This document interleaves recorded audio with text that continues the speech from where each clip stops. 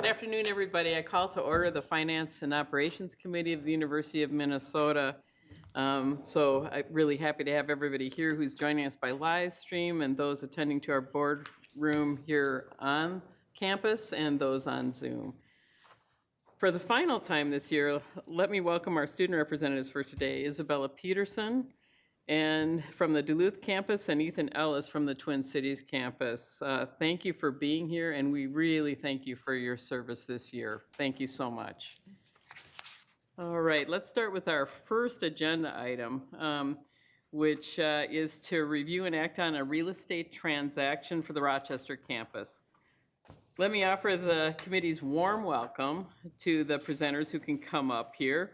Rochester campus Chancellor Lori Carroll, Rochester Mayor Kim Norton, Rochester City Council President Randy Sherbing, and Destination Medical Center Executive Director Patrick Sieb. We really so appreciate you all being here and taking the time to share your time with us and your support of the Rochester campus, which we consider very much a gem. So before we turn to our distinguished guests, I'll ask if President Cunningham has anything to add. Thank you, Chair Wheeler. And I also want to extend a warm welcome to Mayor Norton, the Mayor of Rochester, City Council President Randy Sherbing, and DMC Executive Patrick Sieb. Thank you for being here today. As we were just chatting a minute ago, we are just thrilled. This expansion is a critical, forward-looking investment in the future of health sciences desperately needed for the state. It allows the university to strengthen our pipeline of health and healthcare workers serving Minnesota. To be clear, this expansion we don't view as a want, we view it as a need. Expanding our space is necessary to train more health and healthcare professionals, meet workforce demands of our state, and deepen the partnership between the University of Minnesota and the City of Rochester. I want to extend my deepest gratitude to all of you. Your incredible partnership through all of this process has been instrumental, and we are grateful. I am grateful for your advocacy and honored to have you here today, and always very thankful for Chancellor Carroll for all of her work along the way in bringing this to now where we are. I'll turn it over to the presenters. Thank you so much. Thank you, Chair Wheeler, President Cunningham, Executive Vice President Goldman, and Regents. Good afternoon. As you have heard me share before, the Rochester campus lives by three principles. Students are at the center, research informs practice, and partners make it possible. Today, I'm privileged to be joined by three deeply invested community partners, leaders who are champions for the growth of the Rochester campus, and specifically our proposed expansion in Discovery Square Innovation District. They represent the ultimate embodiment of that third principle: partners make it possible. Our three-part vision for campus growth emerged from Rochester's campus and climate action plan that the Regents have approved previously.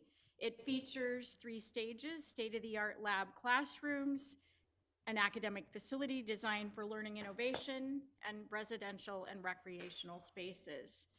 This physical expansion will make possible our enrollment growth to directly address critical healthcare workforce shortages, tailor academic tracks to emerging health tech fields, and enrich the cultural and economic vitality of downtown Rochester, our region, and the state. Today's request centers on Phase 1, lab classroom spaces. This lease expansion situates our academic programs next door to major industry accelerators like biolabs. When biolabs announced it was coming to Rochester, Minnesota, we had a party. And at that party, Governor Walz had something to say. This is what he said. He stood right in Discovery Square and declared, "This new biolab site will strengthen Minnesota's position as a global leader in health tech, amplifying our state's commitment to next generation discovery." Placing University of Minnesota students in this physical ecosystem provides immediate access to research, mentorships, and internships, all practices that fuel student success, including retention, timely completion, and career placement. We are requesting the expansion of our leased square footage within Discovery Square 1 and 2. These spaces will house our core laboratory courses in microbiology, biology, chemistry, and physics. Supported by the combined investments of the city, Destination Medical Center, and the university, construction is slated for late summer 26 with occupancy planned for fall 27. We'll go. Thank you, everyone. There's a slide mistake, but I do want to thank and publicly thank the City of Rochester and its citizens, its leaders, and the Destination Medical Center Economic Development Initiative for their visionary financial investments. We also extend our gratitude to Mortensen Properties for their strategic partnership. To speak further on this collaboration, I am honored to introduce our first guest, a proud U of M alumnus, former state representative, and current mayor of Rochester, Mayor Kim Norton. Thank you, Lori, and thank you, Chair Wheeler and President Cunningham and the Board of Regents for having us here today. I am a proud graduate of the University of Minnesota, not that long ago, actually, and it is an honor to speak today to you on behalf of the city that happily hosts the fastest growing campus. We are eager and willing partners, and we want you to know that we love our UMR. Downtown Rochester is undergoing a profound evolution, and UMR students are at the heartbeat of this transformation. These students bring a unique, youthful energy and civic vibrancy to our streets. Local businesses and community organizations benefit as well. They aren't just commuting to a campus. They are living, working, and investing in our downtown core. Rochester is globally recognized as America's City for Health. There is no better setting for a specialized campus dedicated entirely to health sciences and technology. By expanding into Discovery Square, UMR students will learn at the intersection of clinical experience and community-driven health initiatives. Our return on investment is clear. UMR students are choosing to contribute and sometimes, hopefully, will stay in Rochester and in the state of Minnesota. They are transitioning directly from classrooms to critical roles within our healthcare systems and soon to our biotech startups, becoming permanent residents who shape the future of medicine and enrich the economic and social fabric of our community and our state. Thank you, Mayor Norton. You have other speakers. Yes, Yeah. Thank you for your leadership, your advocacy. And so next, to speak on the core purpose of investment in this expansion, I want to welcome the Executive Director of the Destination Medical Center, Patrick C. Patrick has been named a Minnesota icon for his leadership in Rochester and St. Paul. And please note, Regent Turner, that he began his career as a nurse. Nice. Patrick. Thank you. Chancellor and Chair Wheeler, Regents, Regent Johnson, familiar face, and just want to acknowledge President Cunningham, your visibility in Rochester, and it really means a lot, and it really sends a strong signal, and I just want to acknowledge and appreciate that. For context, Destination Medical Center is Minnesota's largest economic development initiative in the state's history. It was born out of the idea that Rochester is home to the #1 hospital in the world. I'll say that again, home to the #1 hospital in the world. And that hospital intended to grow, that health system intended to grow, and it needed a city to grow alongside it. Destination Medical Center was born of the idea of being that support system to enable the city to grow alongside the #1 hospital healthcare system in the world. And therefore, what we are doing in Rochester is not about Rochester. It is a state initiative. So we think of this conversation and this investment as a state investment, not just for the local, and certainly will benefit the local community, but the work that's going on in Rochester through Destination Medical Center is a state initiative. The founders of the DMC initiative, and I will credit Mayor Norton when she was a state legislator, had a very progressive definition of infrastructure. So traditional things like roads and sewers and transit, for sure. But there was already an understanding and appreciation of talent as infrastructure, as human capacity as infrastructure. And it is through that lens that we are thinking about our investment in the University of Minnesota Rochester's growth.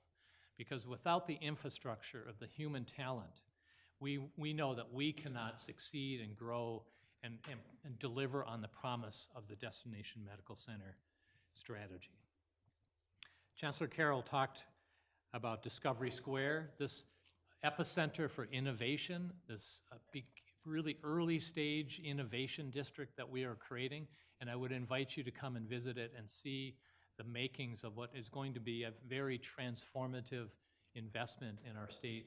And it will only be successful if we have students who are working alongside Mayo physicians, startups, innovators, and we've heard from many of them who've said, we see our future talent working alongside us in adjacent labs and classrooms, and that means a lot.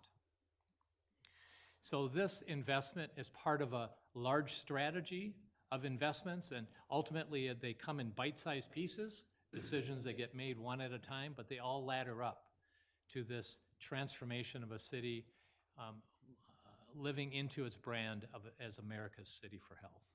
Thank you. Thank you, Patrick. Thank you for your vision. Thank you for your partnership and for your investment. So finally, to discuss the city's investment backing this expansion, I want to introduce our Rochester City Council President, Randy Schubring. He is a leader whose career spans public policy, healthcare leadership, community advocacy, and local government. President? Thank you, Chancellor Carroll, Chair Wheeler, and members of the board. First, I want to say I am also a proud alum of the University of Minnesota. For me, it goes back a lot longer. 40 years ago, I came from Wisconsin specifically to the state of Minnesota to go to the University of Minnesota, and I'm a proud graduate, and I never left. As Rochester City Council President, I'm proud to report that the City Council stands in unanimous agreement regarding our partnership with the University of Minnesota Rochester.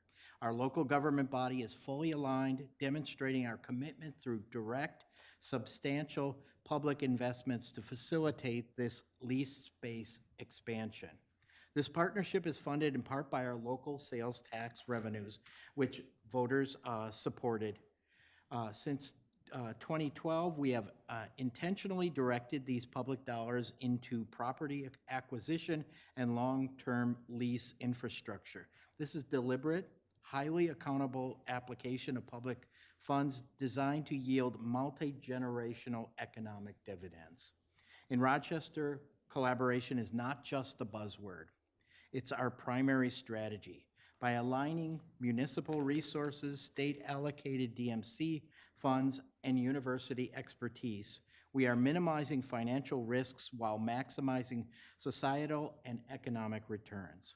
We view UMR not just as an educational institution, but a premier driver of economic development. And as the mayor said, a really thriving, adding to the thriving vitality of our downtown region.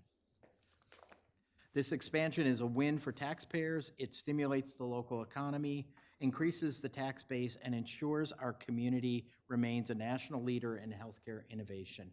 The City Council is proud to endorse this lease request and looks forward to our continued partnership. Thank you, President Schubring, for your leadership, for the City Council's historic investment. And I also, while we're public, as we look forward to UMR's future, our commitments remain unwavering. We are and always will be a student-centered campus of the University of Minnesota, delivering a world-class education that is industry integrated and responsive and agile, and that applies research about how people learn and develop to our practice. Why? Because we want to fuel student success in and out of the classroom. So the local community, city government, and the state's largest public-private economic development initiative have stepped up with historic coordinated investments to make this possible in partnership with the University of Minnesota. And on behalf of our students, future students, faculty, our Rochester partners, I respectfully ask for your approval of this lease expansion request, and we will certainly be happy to address any questions that you might have. For that purpose, I brought colleagues along as well. So Jack Ryan Feldman, he's our leader in finance and facilities, as well as Leslie Kruger, Vice President of Real Estate. We have a broader team who's been working toward this with our partners. So if you have questions, we're happy to address them. Great, thank you so much. And I'll turn to Executive Vice President Goldman. Thank you, Chancellor Carroll, Mayor Norton, Council President Schobring, and Executive Director Sieb. To wrap up the details of the transaction itself, the amendment extends our lease of 2 Discovery Square through 2037 and expands the lease footprint in the building. The rent, operating costs, and tenant improvements for these new lab classrooms will total approximately $12 million over the initial term. UMR will cover the ongoing lease costs through its operating budget, and we're working closely together with the city and the Destination Medical Center investment to fund the design and construction improvements. President Cunningham recommends approval of this lease amendment. Great, thank you. I want to again thank you all for being here. And I mean, you're just a model of community, collaborations and partnership, and I want to thank you. And beside being an exceptional leader, Chancellor Carroll is also really an adept Rochester tour guide. So I think most of us have been to 2 Discovery Square too, and really, I was one of those people that was wowed by what has happened there and what it means to the health of individuals and the health of our state. So thank you all for being here. And before we start our discussion, is there a motion to approve the amendment to the 415 2nd Avenue Southwest Rochester lease? So moved. Is there a second? Second. Okay, and then I'll call for discussion. Any questions or comments that people want to make? Yes, Regent Turner. Thank you, Chair Wheeler. I'm just curious that, we're going to expand. How many more nurses are we going to be able to churn out? Like, how many do we graduate now, and what kind of, just so we get a flavor for, you say you want to produce more healthcare workers, so I'm just curious. Chair Wheeler, Regent Turner, in partnership with the School of Nursing and Dean Connie Delaney, we are increasing the number of nurses we are admitting by 20 students each year, starting with this coming fall and through 2030. So we're accommodating that increase in partnership with Mayo Clinic, where the nursing students do their clinicals. Good. Thank you. That's great, thank you. Other questions or comments? Yes, Regent Johnson. So you make some comments. Great. I was going to say, if you didn't make a comment about Rochester, I would be so My chance. I gotta worried. go for it. No. Oh, I'm glad I don't have to worry. So I'm a 5th generation Minnesotan, and I grew up in Minneapolis, but I left here when I was 21 after college and went to Rochester. I went to medical school, so I studied. I did my residency training there, and then I've been on the staff for a few decades, right? So, it's kind of wonderful to see 2 of the great institutions of this state, the University of Minnesota and the Mayo Clinic collaborating. And I think this is just an excellent example of how getting community, and private and public entities to work together to really make a difference for the state. And since we've talked about this extensively here, the healthcare workforce development is really important. And this is a huge part of that. There's still 6 tracks kind of undergraduate education that go from nursing to pre-med to, research to, other clinical epidemiology and administration. I think so. I mean, lots of incredible ways that people get their undergraduate degree and can then launch into another level of careers thereafter. But I think it's wonderful. We've kind of joked, there's been a lot of construction going on in Rochester, so finding a place to park and work around cones is a little bit of a thing, but it's more than worth it. And I think the strong support of the entire community is really, really important, and it's there, and these people represent, as spokespeople and leaders of those various dimensions of the city, giving yourself a city tax so we can do these kind of things. I think that says a lot. So I'm delighted, and I think this is a wonderful opportunity that what we're doing with the University of Minnesota Rochester and connecting these two worlds together. So Great. Thank you. Other comments or questions people have? Appears like we're ready to vote. All those in favor? Aye. Any opposed? The motion passes. Thank you so much, and thank you again for being here.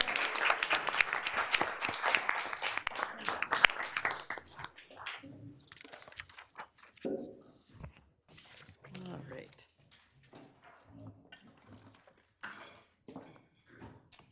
Great. Our next item of business is to act on the proposed amendments related to the university's institutional reserves and investment of assets. I'll note that no changes have been made to the proposed amendments since the committee reviewed them in April. Given that, we'll get a motion on the floor before inviting any final discussions or questions. And we have Vice President Volna and Associate Vice President Parks here to answer those if needed. So is there a motion to adopt on behalf of the Board of Regents policy, capital reserves and liquidity management, to repeal the Board of Regents policy, central reserves fund, and investment of reserves? So moved. Is there a second? Second, great. We have a move and second. Now let's turn to any possible discussion.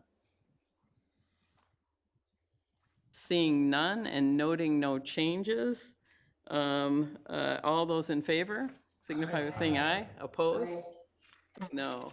Okay, and thank you. This involved a lot of work, and to Jason's delight, melded two policies into one. So there's that win as well. All right. Next, we turn to the President's recommended fiscal year 27 annual capital improvement budget. The board will act on the capital budget at our June 26th special meeting. I will invite President Cunningham, Executive Vice President Goldman, and Vice President for University Services, Alice Roberts-Davis, to take us through the proposed budget, and I'll ask President Cunningham to please begin. Thank you, Chair Wheeler. Before Executive Vice President Goldman and Vice President Robert Davis begin their presentation, I just wanted to offer a little context. The capital budget presented here is a disciplined, strategic response to historic underinvestment in our infrastructure.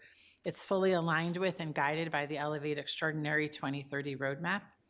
By prioritizing the modernization of research and teaching facilities, we ensure the university remains a world-class institution capable of attracting top talent and effectively serving all 87 counties across the state of Minnesota, as well as deeply supporting our students, staff, and faculty by providing modern infrastructure for them to spend their daily days in. EVP Goldman and VP Roberts-Davis, I'm so very grateful for your leadership and your creativity and all the work you and your teams have done to develop this plan. Thank you.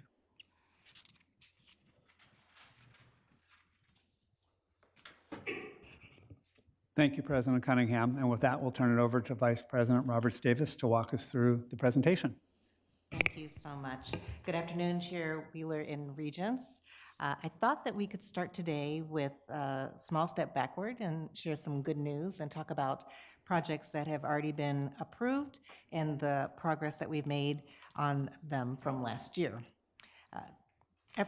FY26 initiatives have officially moved from pieces of paper in front of you to real life, and construction season is in full swing.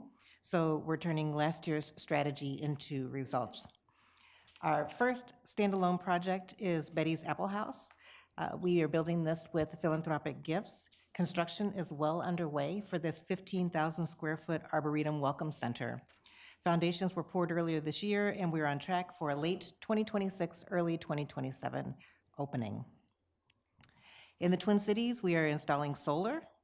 By expanding solar across rooftops and parking structures, we're closing the gap on our climate action plan goals of 6 megawatts on our journey toward 100% renewable electricity. And then finally, the Washington Avenue Bridge. That project is fully funded with Hennepin County and Met Council grants. And this project will allow for perimeter railing and lighting on the Washington Avenue Bridge with a focus on wellness and life safety. Those railings are being fabricated and will be installed starting later this summer. Second, we're deploying asset preservation capital system-wide to address our backlog through two main tracks. First is State HEAPR. Last year's appropriation of $60 million is being actively used to extend the life of critical facilities across all of our campuses. And then the Capital Investment Initiative, which is our strategic internal fund, is being targeted directly at core modernizations, including roughly $80 million for major building renewals like the Food Science and Nutrition Building in St. Paul, Eddy Hall on the East Bank, and $50 million in essential roof, elevator, and life safety repairs, along with $20 million to right-size our footprint, meaning consolidation and demolition where appropriate. By leveraging this mix of gifts, HEAPR, and the strategic multi-year capital investment initiative funds, we are finally beginning to outpace our backlog. This creates the sustainable baseline that we need as we turn to the FY27 budget for your review. Before we dive into the specific projects, I just want to remind you how the university's broader capital budgeting framework works. This is a process we use to translate long-term institutional strategy into the immediate bricks and mortar funding authorizations that we'll discuss here today. Our cycle begins in the fall, and we align on the 6-year capital strategic plan. In the spring, we shift to advocacy for our state request, working with the legislature while we're vetting our internal projects. And then following the conclusion of the legislative session, we have our finalized external funding plan. We achieved solid success this year at the legislature, securing $75 million of our $284 million capital request, which I'll detail in just a moment when we get to our specific projects. Following formal board approval this June, at the next meeting, we'll launch into immediate action to execute our year 1 projects. We'll return to this committee in the fall to start the cycle all over again and start to focus on the next tranche of the 6-year capital plan. So with that in mind, we'll look at the specific criteria for the projects and how they meet the inclusion in the budget. First, we look at policy adherence. Our approach is to always ensure that annual capital budget reflects the standards set by this board's policies. It's designed to be transparent, disciplined, and highly intentional, and allows us to demonstrate exactly how we are prioritizing resources to protect the university's long-term assets. We also follow strict requirements for inclusion, meaning that individual projects must be greater than $5 million. They must have a completed pre-design, and they must have a funding plan. This rigor ensures that our authorizations are the final green light needed to move into design and construction. With those policy guardrails established, let's look at the first major variable in our funding mix, our final numbers from the state capital request. Our 2026 state capital request, you'll recall, focused on 3 key priorities. First, HEAPR, which is our asset preservation, and it remains our top priority. We were able to secure $40 million of our original $100 million request.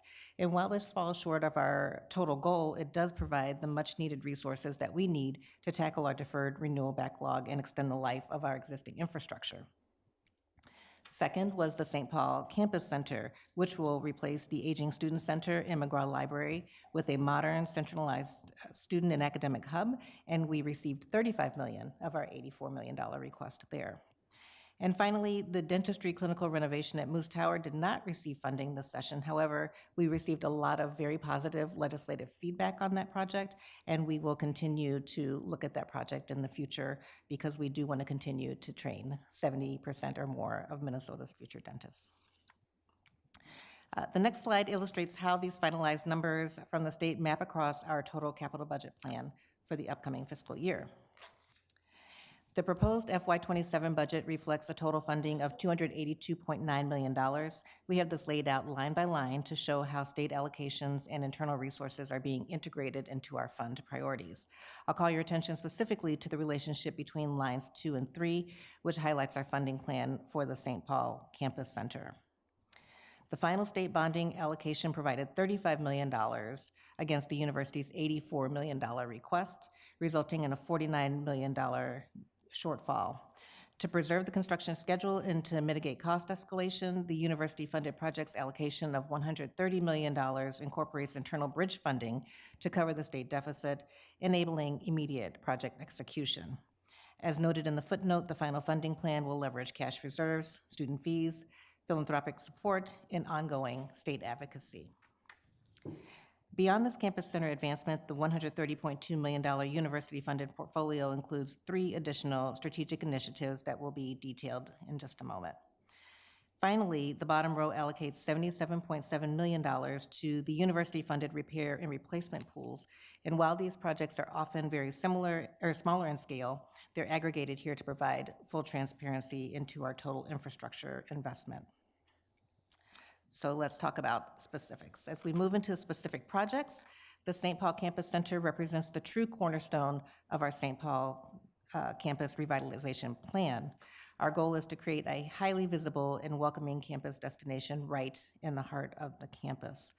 The new center completely replaces the obsolete Student Center and McGraw Library, and in their place, we're building a modern, integrated facility that combines student unions and libraries under one roof. When it's complete, it will feature vibrant new meeting and event spaces, dedicated study areas, and retail dining. The mix of services will fundamentally transform the daily student experience on this campus. As I noted on the previous slide, because of the state's bonding allocation provided $35 million against our $84 million request, we're moving forward with $49 million in internal bridge funding alongside our original $42 million commitment. This allows us to maintain momentum with the project and avoid any cost inflation or delays. HEAPR funding remains our most critical defense against infrastructure degradation. These funds are used strictly for code compliance, life safety, accessibility, and mechanical system renewals across all of our campuses. With our total backlog sitting at nearly $6 billion, regular injections of asset preservation are required just to keep our existing facilities safe, reliable, and fully functional. The $40 million that we secured will be meticulously prioritized across the system. And again, we will use this for our most vulnerable buildings. Then university-funded projects. These initiatives rely entirely on institutional resources, debt capacity, or philanthropic support rather than state matching allocations. First, we're investing in secure classroom and building access upgrades. These are funded through the enterprise assessment, specifically dedicated for technology upgrades.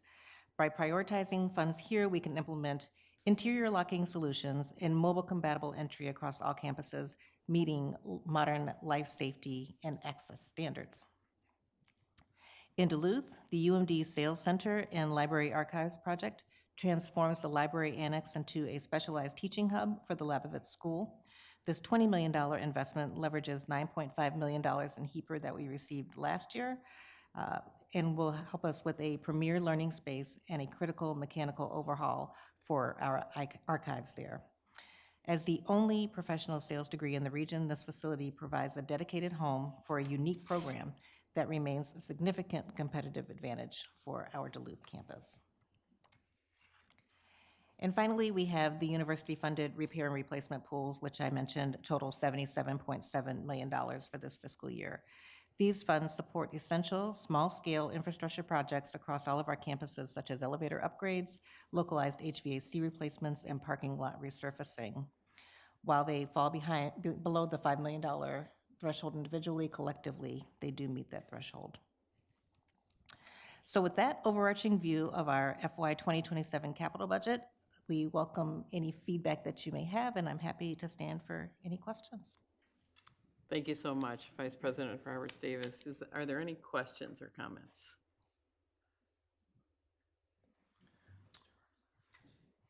Yeah, please, Representative Peterson. Thank you, Regent Wheeler. Thank you. I would just like to make 2 comments. My first being just how important the UMD Sales Center is for UMD students. I know multiple friends personally who are just so incredibly excited about it. Being, as you said, we're the only professional sales degrees in the state. It's an honor to be able to have such hands-on learning. Along with that, I did see a number that said 5.2 was allocated towards UMD parking infrastructure, and I just want to inquire a little bit deeper on what that is going to look like. Chair Wheeler?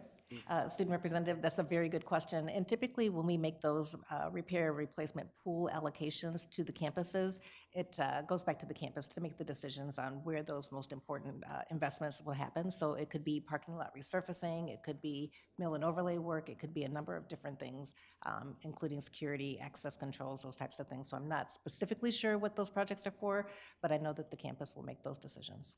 Thank you. Thank you. Regent Hips. Thank you, Chair Wheeler, and thank you for your great report. Getting a lot of feedback on the St. Paul Student Center, a lot of positive feedback from a lot of people all around the state and legislators. When will that be fully operational, do you think? I know it's it's a hard one, but people are asking me when will it be done. So. Yes. Wheeler, Regent Hips. No, just kidding. We are also very excited about this project, and we have big goals for when we'd like the student center or the campus center to be open. We're currently looking at late fall of 2029 for opening, but we are still tweaking the design, and there may be some even more additive things that we include in the program that might make it slide just slightly longer than that. But as you'll recall, Elevate Extraordinary does charge us with a 2030 deadline for getting that student or that campus center open, and we are ready for that challenge. Thank you for that. That's great. Regent Turner. Yeah, thank you.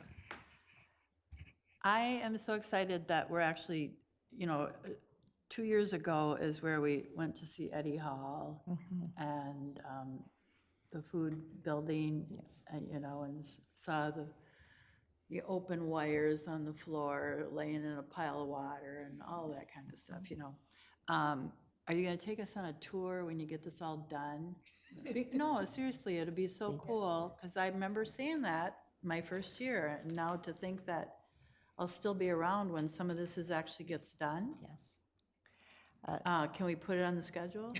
Absolutely. Chair Wheeler, Regent Turner, we would love to take you on a tour, similar to what we did with Fraser. That was a project that was supported, and we were able to bring you back through and show you the finished product. When we walk through Eddie next time, I won't have to have you disperse on the floor so that there's safety and nobody falls through. So it'll be a much better structure. Oh, that horror story all the time. We're very excited about bringing the oldest building on campus back into circulation. Oh, thank you. I would really appreciate that, because then it makes it feel like you're actually getting something done as a region. Regent Goldberg-Luger. Thank you, Chair Wheeler. And I just want to commend the strategic approach that we're taking here, how there is a planning process, and then we know the priorities, and then we see what happened at the legislature, and then we're looking forward. I'm just really impressed with that, and thank you. And President Cunningham. Yeah, thank you so much. Thank you so much, Vice President Roberts Davis and Chair Wheeler. It's all so very exciting as we've been looking at designs and possibilities and timelines, and your team's been working so hard to get us into that timeframe, which I appreciate. I want to remind the board here, one of the reasons that this team is able to plan strategically the way Regent Luger mentioned, it used to be that they would make plans, but then there was no definite money, and so they couldn't make definite plans. And last year, this board did the very difficult thing in the budget with fiscal discipline and set aside money so that we could bond for projects so that we could have some rigor and some reliability for this team to then be able to plan going forward. And I credit Vice President Greg Goldman for this, along with the team and Mike Volna. That discipline to put money into the budget to be able to address in a strategic way our desperate capital needs sets the university up for success and allows your team to be planful in a way that we just couldn't be before. And it takes that kind of fiscal discipline in the budget to do that. And I'm appreciative for it last year, and it'll be something we continue to do because part of our responsibility, I believe, is not only having great students here and having great faculty here, but making sure that they have the facilities that we owe them to be able to work in responsibly. Great. Well stated, President Cunningham, and I'll second that motion where EVP Goldman is concerned on how this is structured and how strategic it is. So thank you. Great. Just want to comment two things Vice President Roberts Davis said that I really want to highlight and thank her for. First is the Washington Avenue Bridge and your tenacity, your focus, and your determination to get that done is saving countless lives every day, and appreciate that.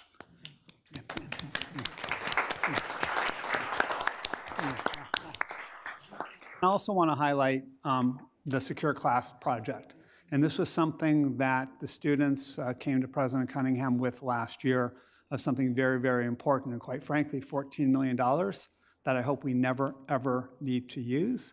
But you saw it when we opened Fraser Hall as the first place, and that is really making sure across our entire system, all of our campuses, that we have the security in place for our students and our faculty and our population. So thank you for that as well. Thank you very much, VP Goldman. Any other questions or comments? Okay, seeing none, thank you very much for the presentation. We move on to our fourth item, which is to review the President's recommended fiscal 27 annual operating budget. Joining President Cunningham and Executive Vice President Goldman for this budget presentation is Interim Vice President and Chief Budget Officer Corinne Z. Wirtz. I'll note that the board is interested in feedbacks from members of the university community too on the proposed operating budget. Tomorrow morning at 9:15, the board will hold a public forum here in the boardroom. Members of the public were invited to sign up beginning at 8:30 in the boardroom. Additionally, we're accepting written, audio, and video comments via the board's virtual forum on our website at regents.umn.edu until June 25th. The board will then meet on June 26th for a special meeting to act on the operating budget. And with that, President Cunningham, please proceed. Thank you. Thank you, Chair Wheeler.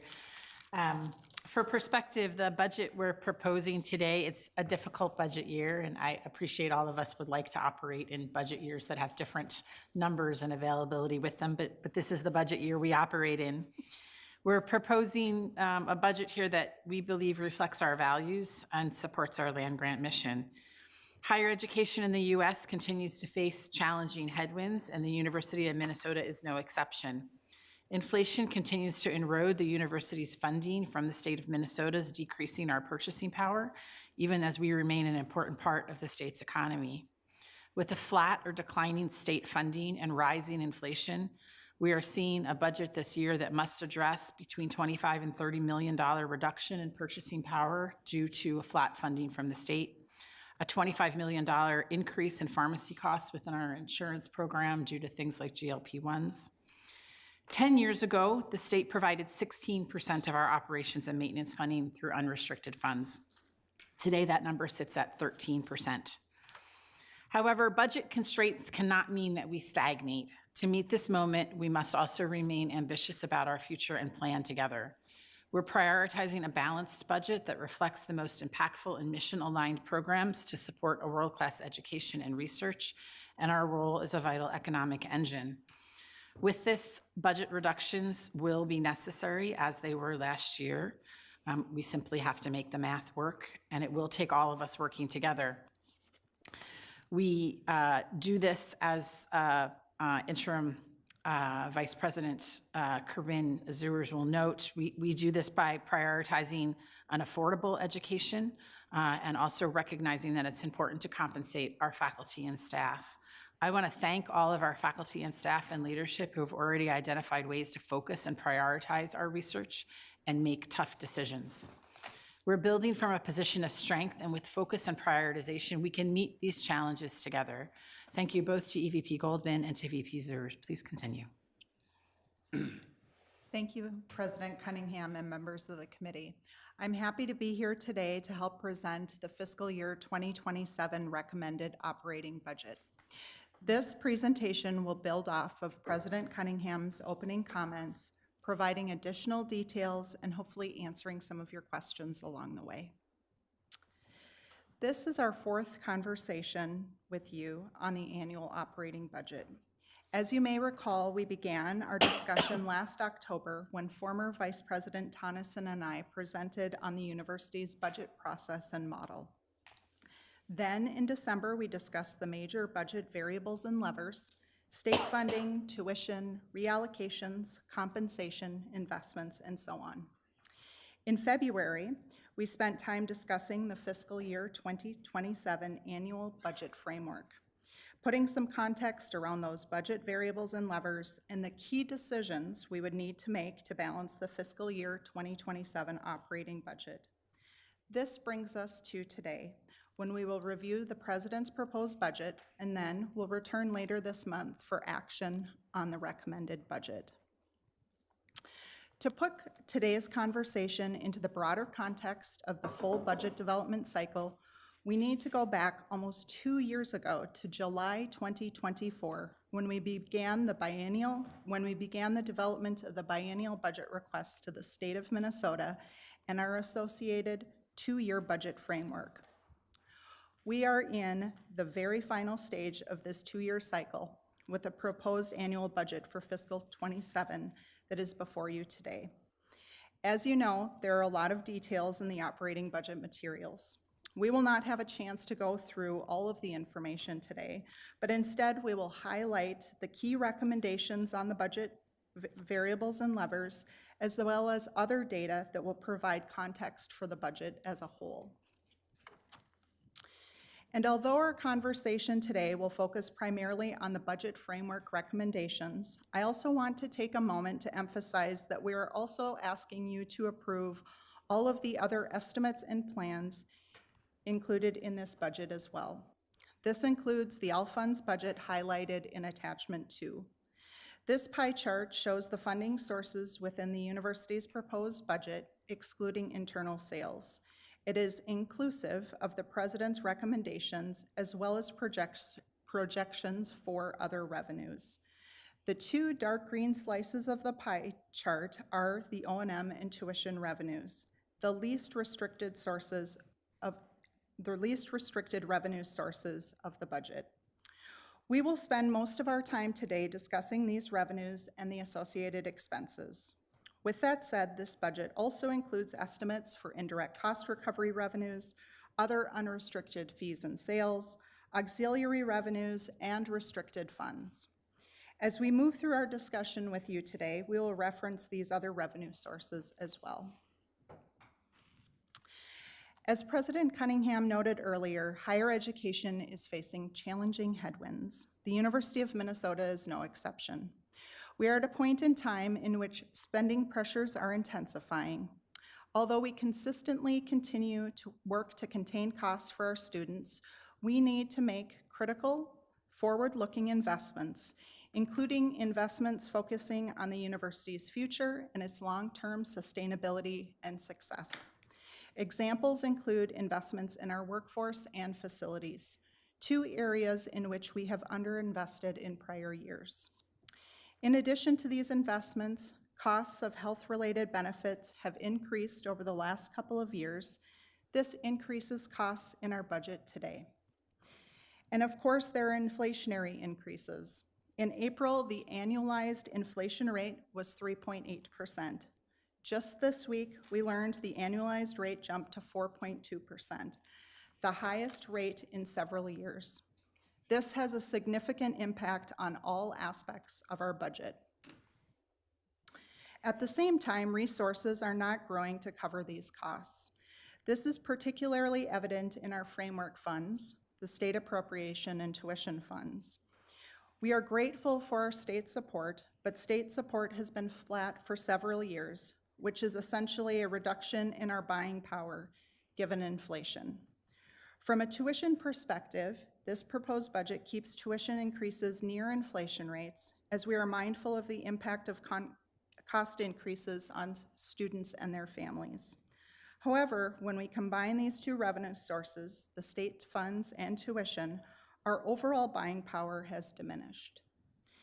In addition, for this year, enrollment is less certain due to geopolitical factors.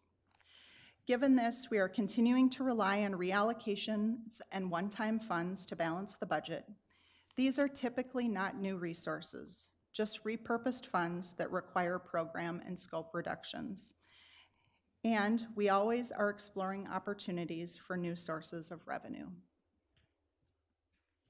As we expand this view, thinking through our budget from an all-funds perspective, our revenue outlook does not improve significantly. As I noted on the last slide, state funding for the university has stagnated over the last 2 biennia. When looking at our operations and maintenance appropriation as well as our state specials, we are losing almost $30 million in buying power each year due to the cost of inflation. Other revenues are not projected to be available to support the budget framework in the coming year.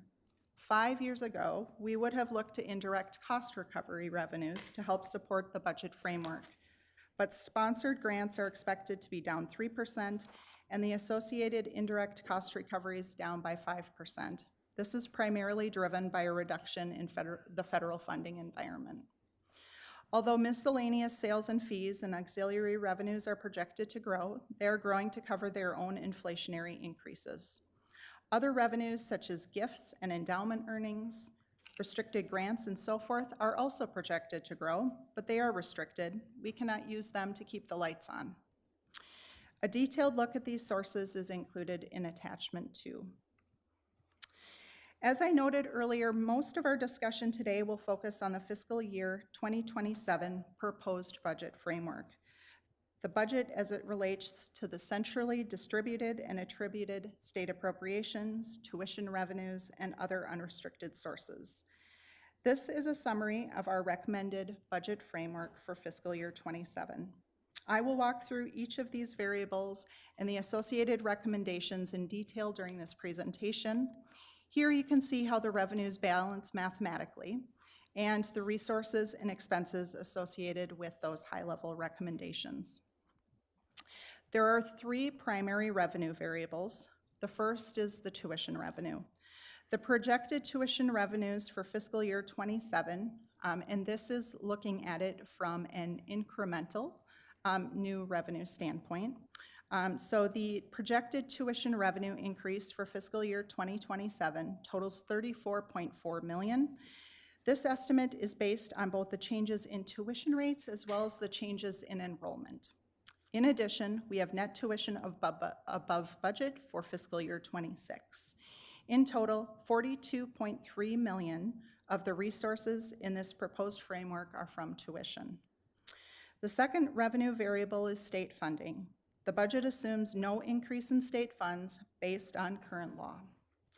But we did reserve $7.3 million from the biennial budget to cover costs in fiscal year 27, and we had a correction of $1.6 million due to the structural shift of state specials, which helps this year's budget.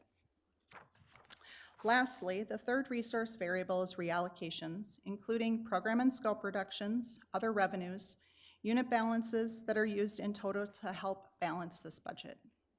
For fiscal year 27, this totals $98.6 million. There are also 3 primary expense variables in the recommended framework. The first and most significant is the incremental increase in compensation costs totaling $70.3 million. This includes a general merit pool of 3%, as well as increases per the current labor contracts. We also have significant costs related to benefits in fiscal year 27. This is a fixed cost due to increasing fringe rates and totals $25.2 million, a significant cost in the fiscal year 2027 budget. And as a reminder, this $25.2 million is the cost increase related to state funds and tuition alone. If we look across all funds, this cost actually doubles. The second set of expenses relates to investments. Investments in program enhancements, core operations and services, facilities and technology infrastructure, as well as the capital investment program that you discussed just a few minutes ago. And the last set of expenses listed here are structural challenges. These are structural imbalances that we have been tracking over time with units. They are noted in the budget framework as we want to make sure that we reserve the resources that you see on the left to help cover those imbalances. For fiscal year 27, these imbalances will be covered through reallocations, the use of other revenues, and one-time balances to bridge for another year. In total, the incremental new framework resources exceed the incremental new expenses, but just slightly. We will now spend some time talking through each of these variables in greater detail, beginning with the expense variables. As I noted, the 3% merit pool, in addition to the benefit expenses, are driving higher costs across the proposed budget. Fair compensation for our talented workforce remains a top priority given years of underinvestment. We have been catching up, but we are still behind. As you know, most of our employees do not get step increases or cost of living adjustments. Instead, they rely on the merit-based compensation increases we discuss through the budget process each year. This budget also prioritizes practical, forward-thinking investments to sustain and strengthen the university. This includes funding for program and service enhancements, including increases for system-wide enrollment. It provides additional support for students, builds on the Higher Education Learning Commission recommendations, and so forth. Investments also provide funding for core operations and services focusing on compliance, safety and security, and addressing structural challenges. Lastly, there are targeted investments in facilities and technology infrastructure. Typically, these are based on in inflationary increases, but this also includes the capital investment program. To cover these cost increases, we look to state funds, reallocations, and tuition, our primary resources in the budget framework. Our resource options are limited in fiscal year 27. As I noted earlier, state funding is not increasing. We'll also look to unit-level resources to cover costs. Examples include utilizing other unrestricted revenues. We also explore options for program and scope reductions and also use balances. And finally, we look to tuition increases. Together, these resources need to balance the overall new recurring expenses in our budget. Today, I'll begin with the state operations and maintenance appropriation, as it is a fixed amount based on current law for the upcoming fiscal year. As we reflect on the 26-27 biennial budget, the state has faced funding challenges. We are grateful for state support and our partners at the state of Minnesota. The state provides unrestricted funds that support all of our missions. However, over the last several decades, state priorities have shifted. This shift can be seen if we look at state funds over time. Here are two February forecasts 20 years apart. The chart on the left shows funding for higher education at 9% of the state's general fund budget. This is funding for the University of Minnesota, Minnesota State, and the Office of Higher Education. Today, higher education receives 6%. This is the reality of shifting state priorities. Other slices, such as the Health and Human Services budget, have grown, while others, like the University of Minnesota and the higher education budget, have remained stable or even been shrinking. This is our reality. Although the state's budget has grown over the last several years, our appropriations have remained flat. And a flat state appropriation leads to a decrease in our purchasing power. Inflation continues to erode state funds and impacts all three of our missions: education, research, and community engagement. Here you can see the impact of inflation. If we use 2008 as the base year, the gap in our purchasing power, meaning the gap between the actual appropriations we receive, which is the yellow line, relative to the 2008 appropriation adjusted for inflation, which is the maroon line, we are receiving less funding today than we did 20 years ago. That gap has reached $368 million on an annual basis. Imagine what we could do for the state with that much additional purchasing power. The gap in state funding increases pressure to cut programs and services and to raise tuition. The university has used reallocations to balance its budget for decades. This includes program and scope reductions, using other revenues to cover costs previously paid for with framework funds, and the use of balances. For many years, we looked for administrative efficiency gains to cut costs. However, after years of focusing primarily on administrative costs, there are diminishing returns. Reductions to the university's support services and infrastructure are cuts to core operations. Operations that support the research enterprise, ensure robust support for our faculty and students, impact facilities, and so on. Our Greater Minnesota campuses and Twin Cities colleges also cut administration and operations for years. Positions such as support staff, accountants, human resources, and research professionals, as well as operating costs and so forth. Although they continue to make reductions in these areas, they are also reducing scope. These are incredibly difficult decisions as we strive to redirect these resources to higher priorities. At the same time, we need to continue to rely on reallocations to balance the budget because there are not enough revenues to cover the costs. During the budget process this year, the units were asked to discuss early preliminary options at the 1%, 3%, and 5% reallocation levels for potential program and scope reductions, options for using other revenues, or in some cases, the use of balances. The President's proposed operating budget relies on $54.2 million from these preliminary plans to balance. Given all of the other variables, the investments, the state funds, and tuition increases, an additional $44.4 million in other revenues, reserves, and reallocations will be required of the units. All unit plans will be finalized over the next year. Units are given flexibility for implementing changes given their individual circumstances. We'll circle back with them after fiscal year 2027 closes to confirm implementation. Given all of these factors, incremental new tuition revenue is a part of the proposed solution for the fiscal year 2027 budget. You can see here a high-level view of the proposed tuition rate increases. A 3.8% increase in the resident undergraduate rate across all campuses, as well as a 3.8% for non-resident undergraduate students on the Greater Minnesota campuses. Undergraduate non-resident students on the Twin Cities campus will see a 4.5% increase under the proposed plan, and graduate students will see increases between 3% and 3.5%. Programs such as specialty masters, professional program certificates, and so forth have various rate changes. These rate changes are based on market conditions. You can find all of the details on the proposed tuition rates on it in attachment 3 of the proposed budget. From a revenue perspective, changes in fiscal year 27 tuition rates and enrollment will generate approximately $34.4 million in revenue to cover cost increases in the university's budget. It is important to put these rate increases in the context of the changes in rates over time.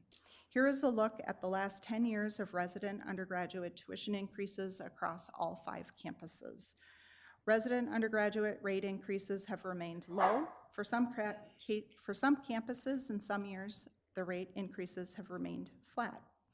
As I noted, for the 2027 budget, we are proposing a 3.8% increase on resident undergraduate rates across the system. This rate increase is near inflation and less than the increases last year. The tuition increases in rates impact students differently based on their family income and eligibility for aid.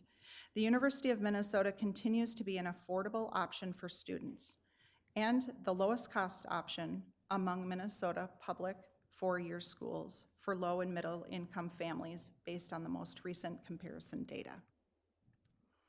We also monitor the total cost of attendance. This includes tuition, all required fees, room and board across all 5 of our campuses. Given the proposed budget, cost increases range from $894 to $1,554, with percentage point increases from 3.6% to 4.8%. The cost of food, labor, and utilities is driving the higher rates for room and board, bumping all but Crookston campuses' percentage increase above the 3.8% tuition increase that we discussed earlier. So that's why you see higher percentages there. It is important to note that not all students will see these cost increases. Programs such as the North Star Promise Program, Pell Grants, and other aid offset some of the tuition increases and required fees for some University of Minnesota students. In total, the President's recommended fiscal year 27 operating budget strives to maintain an affordable education for its students and a commitment to excellence across all of its missions. Here you can see several student-based outcomes that highlight changes in costs over time, as well as the return on investment for our graduates. Inflation-adjusted tuition is lower across all 5 campuses than it was 10 years ago. Fewer University of Minnesota students are borrowing, and for those who are borrowing, debt at graduation is lower. And results show that our graduates are either employed or furthering their education, 94.6 system-wide. We also have excellent results in our other missions, research and community engagement. As I close our presentation today, I would like to take just a minute to highlight several attachments in the proposed, in addition to the proposed budget narrative. The attachments include information on the recommended incremental investments, the all funds budget, including revenues and expenses, the proposed tuition rates, student fees, and the centrally distributed and attributed funds forecast. All of the in-the-weeds details that are a part of the annual operating budget. And with that, I am available for questions that you have. Thank you. Great, thank you so much. Any questions or comments on the President's recommended operational budget? Regent Turner. Yes. I don't mean to keep going back to my first year, but, you know, one thing that I heard right from the start was how the university, we needed to make administrative cuts and things like that, and that we can't depend on the state and we can't depend on keep raising tuition, and that it was our responsibility to cut costs. From what I can see, we're cutting costs by, is it 98.4 million? Kind of thing? Yes. Yes. I mean, it's evident that we're doing our part towards that. And I'm sure tomorrow, we're going to hear people that are saying how, you know, stressful those cuts are. I can anticipate that. But I just want to point out to the powers above that we are doing our part as far as cutting costs. Thank you. Cunningham, yes. Thank you, Chair Wheeler, and thank you, Regent Turner. I want to add to that. I'm deeply aware and sympathetic that this belt tightening, which is what this is, which is what the state is asking us to do essentially when we don't have an increase, is on top of last year's belt tightening and on top of the year before's belt tightening. And it is stressful for our faculty and our staff and striving to provide great education. I believe we can continue to provide a world-class experience here by prioritizing, but we have to prioritize. And I want to emphasize this belt tightening is across all of our units. This is across our administrative units. Every unit on campus essentially is belt tightening. And so I just want to be clear, this isn't in areas that are, the administration is not putting this on our academic units. Everyone, unfortunately, needs to belt tighten, and that's what I've asked our teams to do and the leadership to focus on. Thank you. Thank you, Regent Turner. Regent Goldberg-Luder. Thanks, Chair Wheeler, and thank you so much for this presentation. And I just want to say I compliment the work that's been done. This is obviously very difficult to put this together, and I compliment the fact that it's a balanced budget. I'm just, and I'm primarily thinking out loud here. I don't know that there's a specific answer to this, but is there a way that we're thinking about budgeting, perhaps multi-year budgeting, some way of kind of, being able to look at this with a little longer term than just an annual look. And then I'm sure this is being looked at, but I just want to mention, are there ways, again, I don't expect answers here, but are there ways for us to find more proactively on our own, like we've done with maintenance, but revenue-generating opportunities so that we are driving our budgeting versus relying on others? And again, I don't expect answers. I'm just... Chair Wheeler, Regent Lugar, I'm happy to give answers.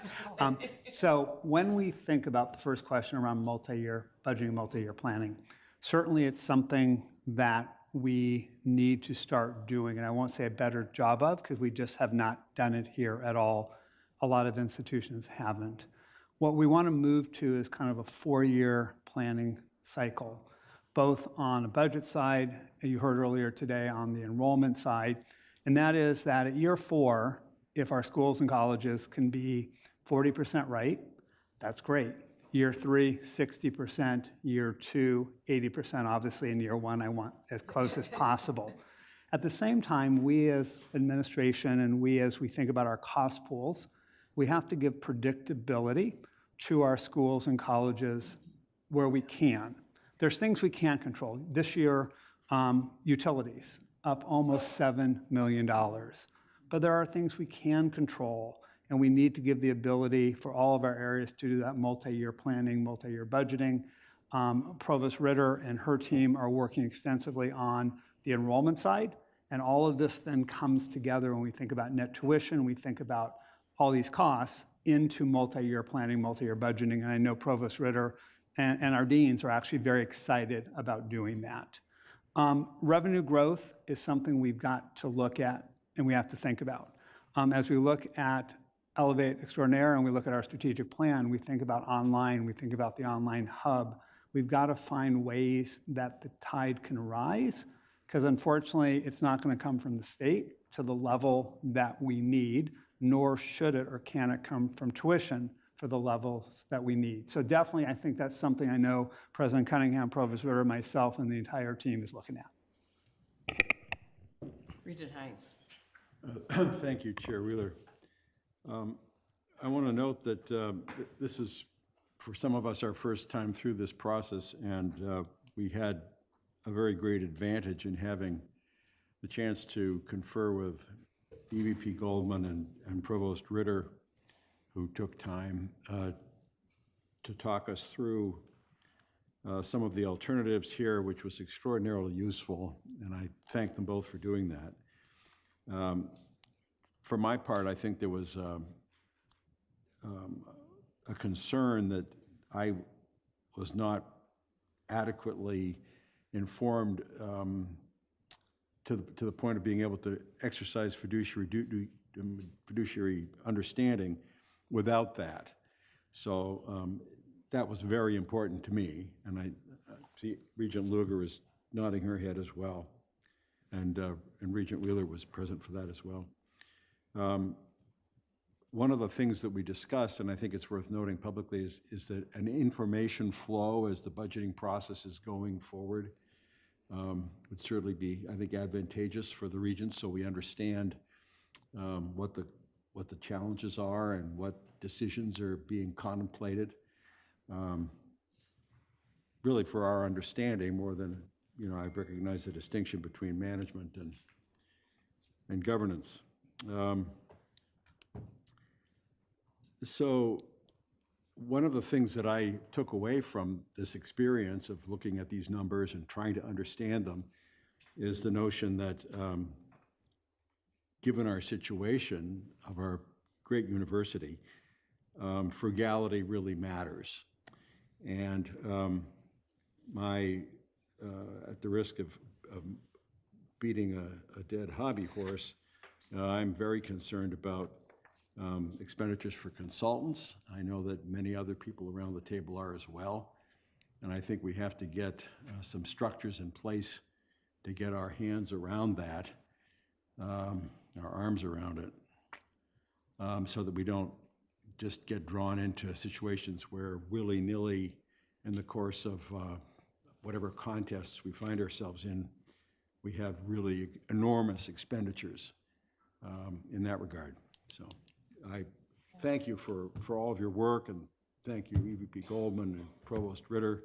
And I don't mean to end on a sour negative note, but I think the dollars at stake, given what we're trying to allocate here, are genuinely material. And I can't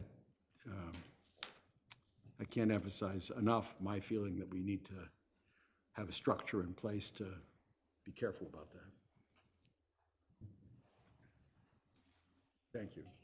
Regent Tad Johnson. Thank you, Chair Wheeler, and thank you for your presentation. I appreciated that, and especially the comparisons between now and 20 years ago. And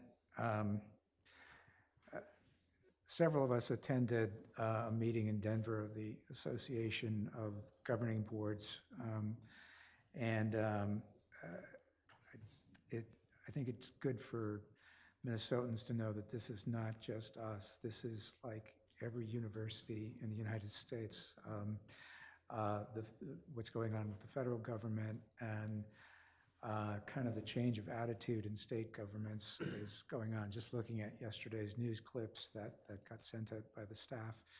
Wisconsin's raising tuition for the 4th year in a row. Ohio State, and those were just the 2 clips I read. I mean, it's going on all over the place, and it's unfortunate. And one thing they pointed out to us out there was, I'm from the baby boom generation. My parents were from the greatest generation, and one of the goals of all my parents' friends was to send all the kids to college, and we all, most of us managed to go to college because it was, you know, a value of the state of Minnesota to provide anybody with the opportunity to do so. So none of us came here, I don't think, out of the 12 regents wants to make cuts or wants to raise tuition. Unfortunately, this is the hand we've been dealt. So anyway, I appreciate the updates that I got so frequently from President Cunningham along the way with regard to various aspects of the budget, and I felt that the numbers we're looking at today, well, certainly by no means ideal, were, you know, are kind of what we have to deal with. And anyway, appreciate the 4 updates you provided to us and the multiple updates that was provided by the president and the staff to me.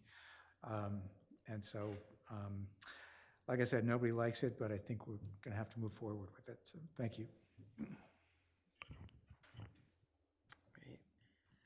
Representative Peterson. Thank you, Chair Wheeler.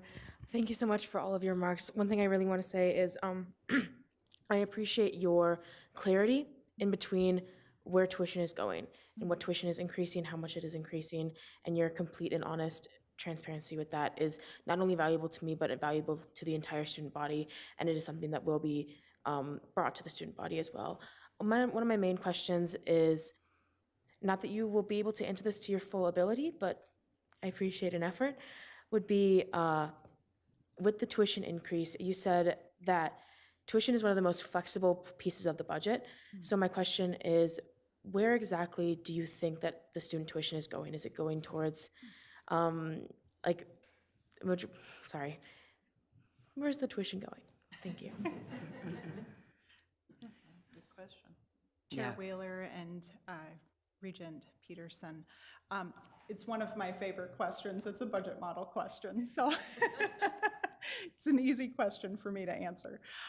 So when the university generates tuition revenue, the revenues actually go back to the college or the campus that generates it. So if there is a student on the Duluth campus, their tuition revenue goes to Duluth.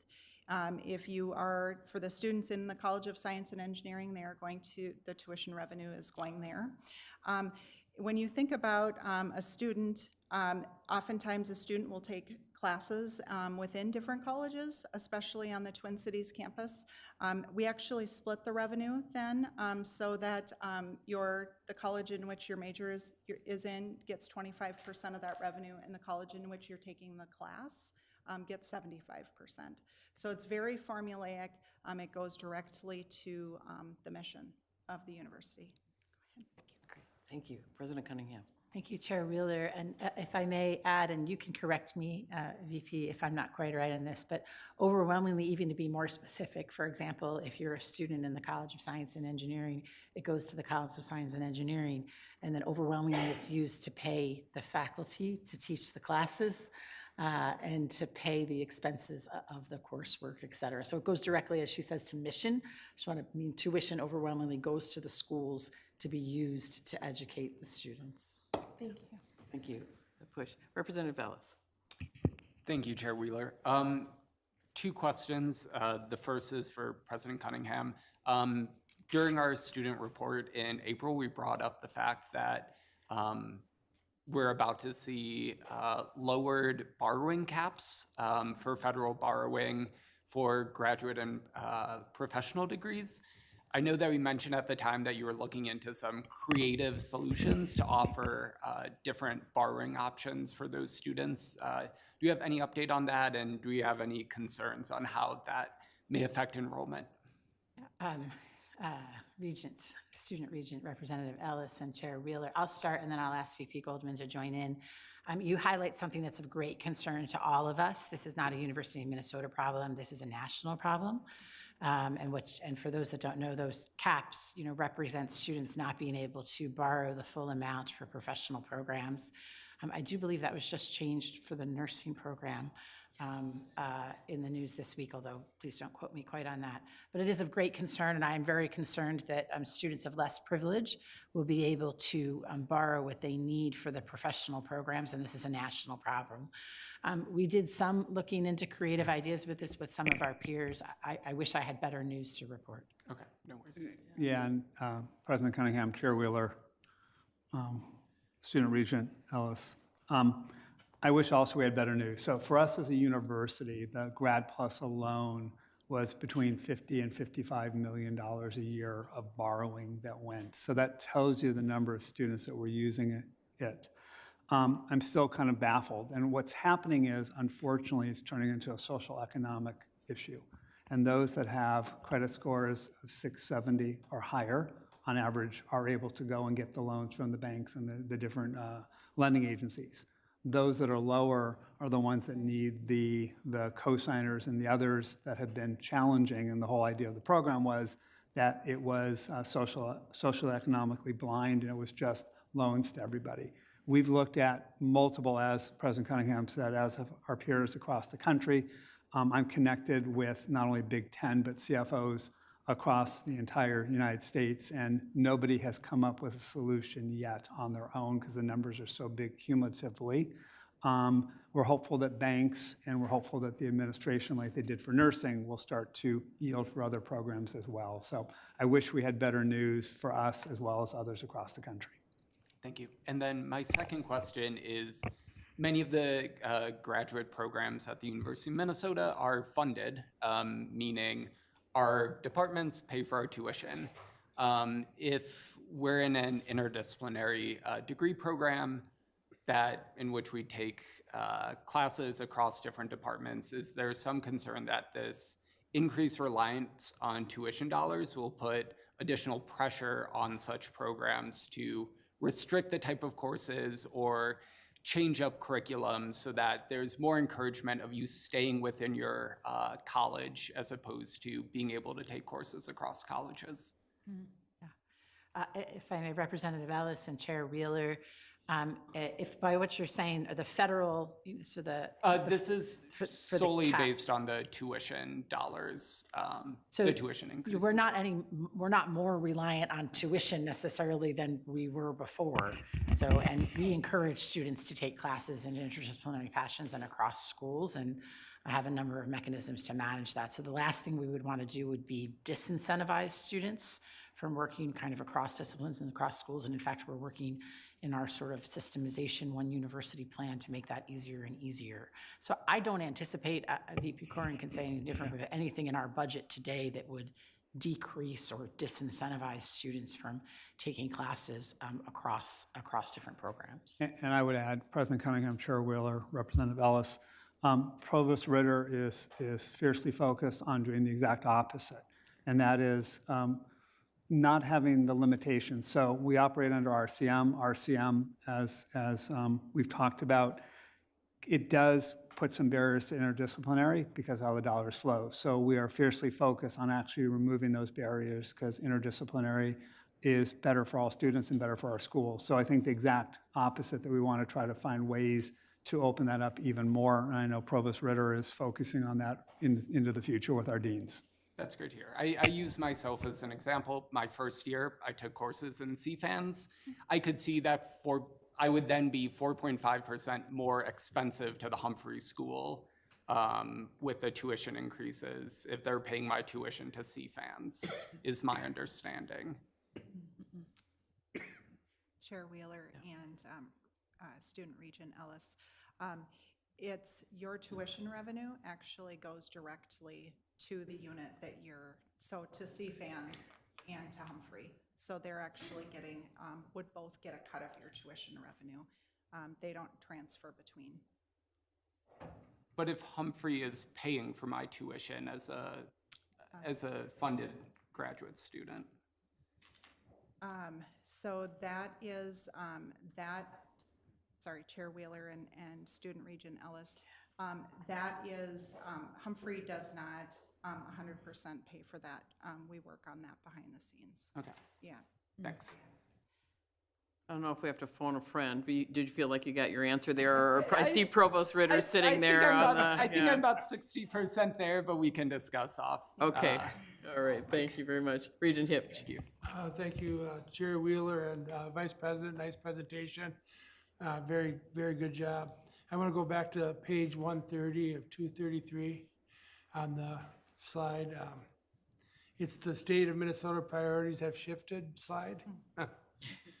And I'll wait till you get there. I just want to, so when you look at this slide, could you title this slide "Pay Now or Pay Later"? Because I mean, we shifted K-12 and higher ed and by 52% in 2006, and now if you add early childhood to higher ed, it's 43% of the state's budget. And so is this an argument to get them to try to increase the state's budget as far as education, or we're going to keep pouring more and more into health and human services? Are you asking? I'm just making a comment. I might Whoever's listening, I guess. answer because this? Yeah. This has been, I think, a problem that we've been having for a long, long time in our state. And we've shifted our priorities away from education, and somehow we have to get it back. And so, yes, it is, I don't expect you to answer the question because it's unanswerable, right? So, but I do want to make the point. So, thank you. Yeah. Chair Wheeler and Chair Hipsch, I will not exactly answer that question, I admit. But looking at this, there's a couple of things I think that is important for the board to know. One, with federal resources changing to states, the HHS blue portion of this is going to be squeezed more this next year. And if the costs increase in that part of the pie, one does have to wonder what other part of the pie it will come out of as we look ahead for next year and sort of collective multi-year planning and how we might address future budgets. Well, we hope that doesn't come out of our part of the pie. I think it's a well-known that the HHS costs are being pushed down to the states in many ways. So I think that's something we all need to be aware of as hope springs eternal for future state budgets. There also is the reality of this pie, and the pie doesn't seem to grow necessarily in that way. And then the other thing is to go back to Regent Johnson, who just stepped out here, note, which is, it is really important to note, this is not a University of Minnesota or a state of Minnesota problem. This is every state, as I go and visit with presidents around the country at national meetings, every one of them is having to cut hundreds of millions of dollars from their budgets to cut 5, 10, 15% scope and reductions. And every one of them is having the states have the same kind of health and human services component. And so, while that doesn't make us feel any better in how we solve our problems, I think it's important to know that we are not alone in this problem. And although we are making difficult belt tightening decisions here, no matter where you would be in the country, you would be making these same sorts of decisions. We are fortunate. Although our percentage of state allocation is now at 13%, the rest of our operating budget is funded differently, but we have 13% of our budget funded by the state. And while that is less than in prior years, it still remains generous by most states' standards, substantially generous. And so I do want to be grateful to the state of Minnesota for the funding that they have given us. Thank you. Regent Verhalen. Thank you. I did want to change kind of the area we were talking about for just a minute here and wanted to visit the 3% merit pool for our faculty, non-faculty, academic, civil service employee groups. I know this is a conversation that we've had many times around the horseshoe, even a little bit this morning in talking about workforce development and service to mission. So when we look at that 3% and our acknowledgements that workforce has been underinvested for a number of years, I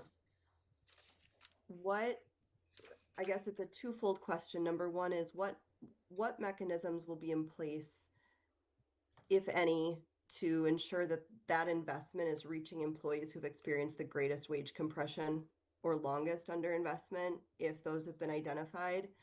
And then the second question is,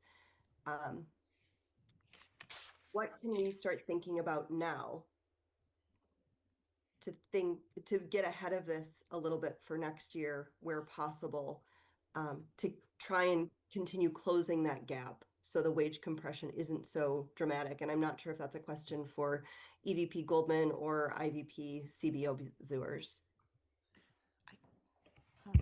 Thank you, Regent Verhalen. Yeah. Regent Wheeler, may I Yes, please. start? And then VP Goldman, I'll let you take over.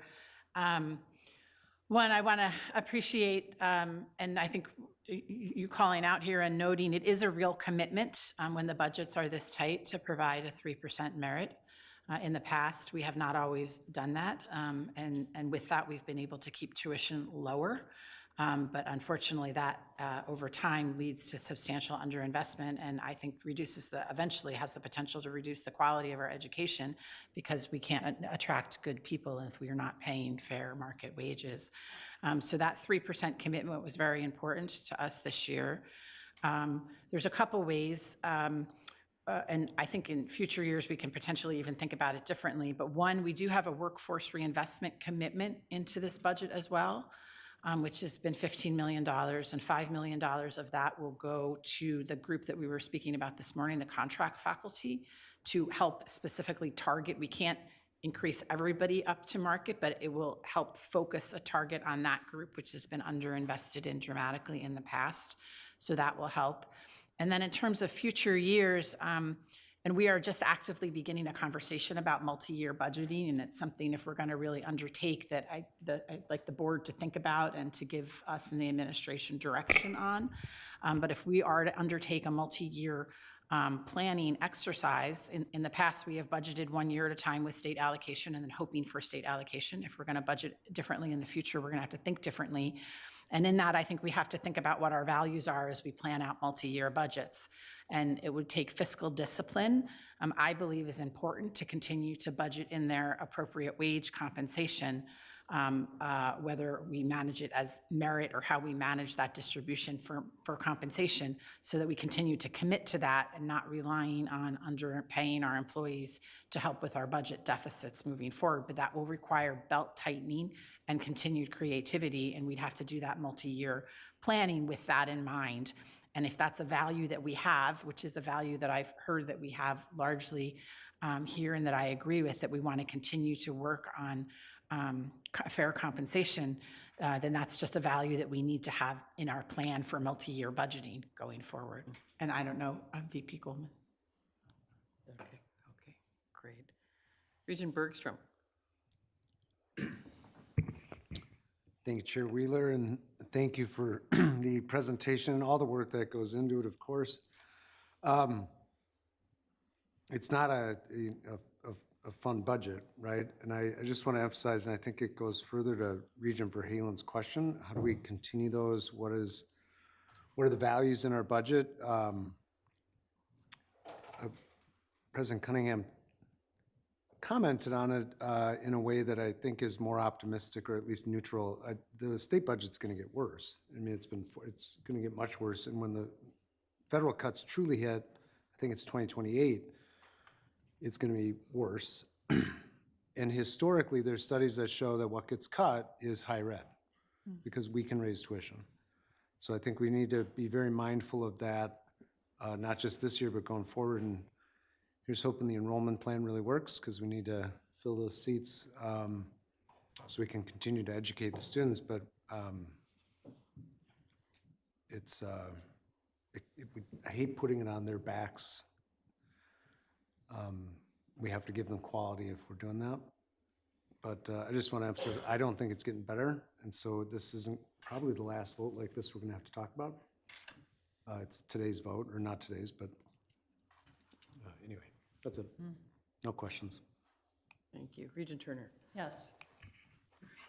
You'll have to pardon me if I put my labor hat on right now. From the perspective of the worker, I'm always cognizant of what goes on around here is, you know, part of the education that we give to our students is leading by example.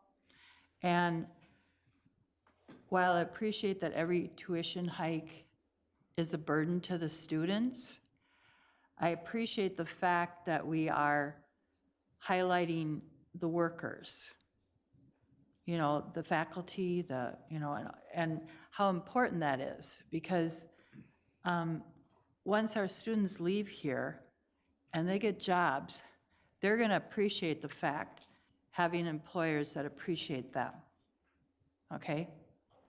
And then the second point I want to make, and this is where I've been kind of on a theme back in the back rooms all day, referring to, for a while there, nursing was not considered a profession.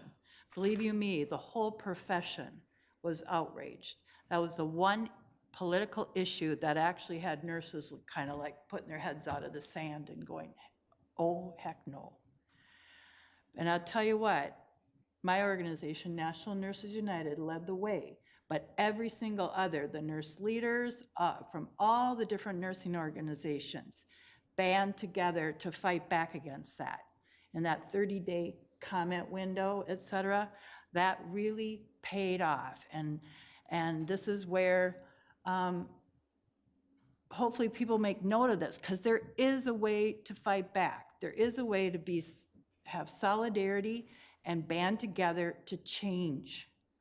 And I just, I've been assured today that higher ed has got their answer to not just roll over and take whatever comes out of, you know, on a day-to-day basis, whatever kind of chaos comes from the federal government. We cannot just roll over. We need to come back with a plan of solidarity, because it does pay off. Thank you, Regent Turner. Other comments or questions? I think I'll make one, you know, here. This is really difficult, really difficult. You can see that we're struggling to try to make it tuition very affordable for all the people we serve. I'm grateful that half of our students graduate with no debt whatsoever. I don't know how well known that is, but half graduate with no debt. But it's painful for those others who are paying, you know, increasing costs. We want to invest in our talented workforce because we want to keep this the highest quality education, and we want to be the wisest stewards of our resources. And those are hard balances. And I want to commend President Cunningham and your staff and to the listening to the voices of the students, the staff, the faculty, external sources to do this. And each one of us, and we've all pushed on different pieces of this here. And I think that we're coming, and we're going to hear more voices tomorrow morning, and obviously more until we approve this in its right form, rightest form, on the 26th. But I just want to just commend the amount of work that's involved and goes into it, and the thoughtfulness of all those components and how we balance them together. So thank you. Thank you for your work, Ren, too. Great. So despite all this, we are actually ahead of schedule. So I'm going to do, wise Jason here said, maybe a 10-minute break. Let's do it. So why don't we reconvene at exactly 10 minutes to, please? Thank you. Thank you.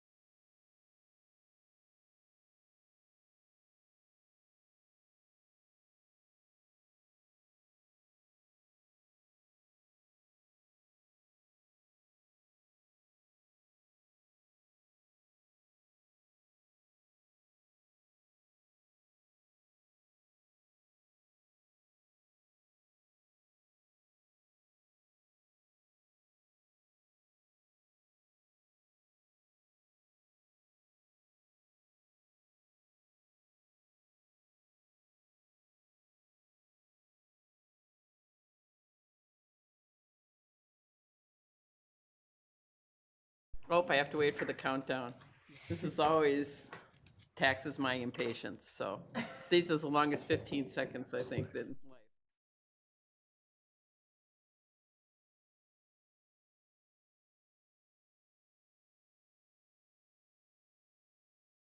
Kick on. All right. All right. So we'll move to our next item, our fifth item to review. This is exciting for those of us who have been involved in this incredible place, but to review the resolution authorizing the new markets tax credits to fund the costs of constructing a new community university healthcare center. To present this item, we welcome back Vice President Volna. EVP Goldman, would you like to start? Chair Wheeler, thank you, and members of the committee. The next item for review is a proposed financing resolution for the Community University Health Care Center, or CUC. CUC serves a critical role as a federally qualified health center, delivering essential care to the community while providing an invaluable clinical training ground for our health science students. To ensure the facility can continue to meet federal standards, expand its service capacity, and maintain operational continuity, the committee has previously approved a capital project to build a new CUC facility using only university resources. Today, we're presenting a targeted financing plan for your review that introduces an innovative federal program as a source of funding, replacing some of the university funds intended for the project. I will emphasize that the proposed financing structure to fund these capital improvements has been vetted to ensure that the debt service and financial obligations align within our overall institutional debt capacity and risk tolerances. Joining me for this item is Vice President Mike Volna to outline the financial mechanisms and structure of the resolution. Vice President Volna. Thank you. Thank you very much. Chair Wheeler, EVP Goldman, President Cunningham, and members of the committee, I appreciate the opportunity to be here. I want to start the conversation by framing it up in a way that EVP Goldman has often framed up conversations with me, and it goes something like this.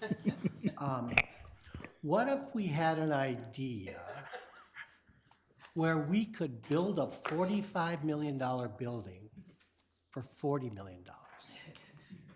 35. Less. What would that look like? And what would it involve? So I'm here today to talk to you about a program that I think could do just that. The program is called the New Markets Tax Credit Program.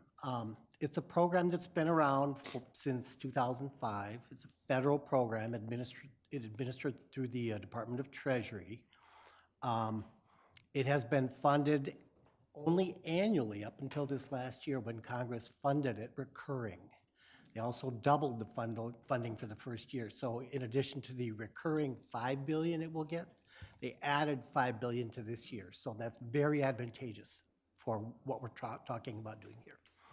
I like to think about this as a public-private partnership structure because it really involves the federal government using the power of the Treasury and the tax code as a way of incentivizing the private sector to invest in underserved, underdeveloped, economically distressed areas.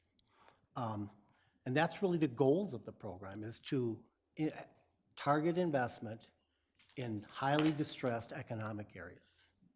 CUC fits that perfectly. A key feature that I mentioned is the tax credits. As we all know, there are entities out there in the economy that pay corporate income tax, and they're always looking for ways to minimize their corporate income tax. One way to do it is to acquire tax credits. And so what this program does actually is provide a mechanism for tax-paying entities to acquire tax credits. The money that they use to acquire them becomes the funding source for these investments in these highly distressed areas. The credits typically have a 7-year life, and at the end of the 7-year life, the program has no value to the corporate entities that invested in them. They've reaped their benefits through the tax credits. So the loans become forgivable. And that's where you say you could build a $45 million building for 40 years, 35 or whatever. So I want to take us first through something that is familiar. We talked about it. Vice President Roberts Davis talked about the financing plans for projects in the capital budget and so forth. I want to start by just saying that you already have an approved project for Kook, and you already have an approved budget. Was approved back in December of 2024. It involves $45 million of university funding using the typical kind of array of funding sources that you see, cash that the unit may have been saving up, philanthropy, projections of revenues going forward that will pay for debt service and so on. The new market tax credit program does not add to the 45 million, it replaces some of the 45 million. So it has no impact on the approved budget that you did back in December of 2024. So how would the program work? I'm going to walk through a little bit of animation here to show you how this would work, okay? So the first thing, in order for us to qualify, we have to stand up what's called a new special purpose entity. We have to do that because the regulations prohibit a governmental entity from being a beneficiary, and the university is considered a governmental entity by the IRS. We also are prohibited from being both the sponsor of the project and the borrower on the project. You can only do one or the other. So the special purpose entity, which is done by almost every organization that uses this, is to fulfill that elimination of the duality. Then, once we do that, the university would enter into a ground lease with the new special purpose entity so that the entity has access to the land upon which the building will be built. We would also have to assign all the construction contracts, and we would have to transfer funding and the equity that we currently have in what's been built so far out there into this investment fund. The investment fund and the community development entity that you see on the screen are existing entities that are out there in the economy, they're out there in the industry. The community development entities are actually the organizations that receive the credits from the federal government. They receive the allocations of credits. It's their job to match the credits with investment funds and with people like the university that can use them. Once we transfer our funds into the investment fund, and the money from the investors and the credits goes into the fund then transfers it to the community development entity to buy those credits.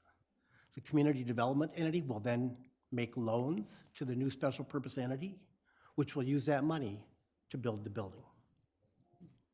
Once the building is built, the university and the new entity will do a lease back of the facility to us so we can operate the clinic.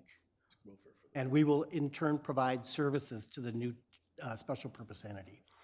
Remember, this is not a new entity we're standing up that's going to become a $10 billion organization. This is a sole special purpose entity that will be used for this transaction. We don't want them to have tax lawyers. We don't want them to have accountants. We will provide all of that to them.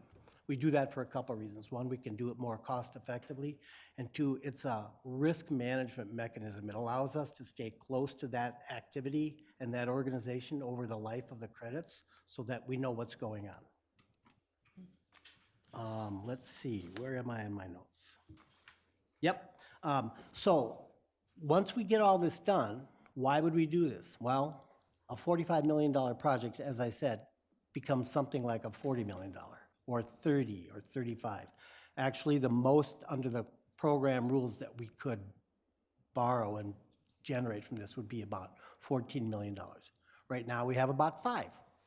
So that's the benefit right now to the university, is about a $5 million opportunity. And if we can continue to generate interest in our project from these tax credit holders, that could go up.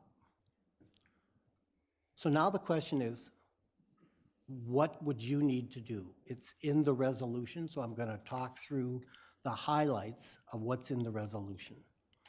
First thing that's in the resolution is the authorization of that special purpose entity. Second thing that's in that resolution is the authorization to transfer funding and the equity that we currently have and what's happened out there so far into the investment fund. We're not going to transfer 45 million. We're going to transfer something less than that. And what's less than that will be determined by how much interest we can get through the new market tax credit program. The third thing you're going to, that the resolution does is it approves the transfer of ownership of the new facility to the entity. And the fourth thing it does is it authorizes the establishment of all the relationships between the new special purpose entity and the university to make this happen.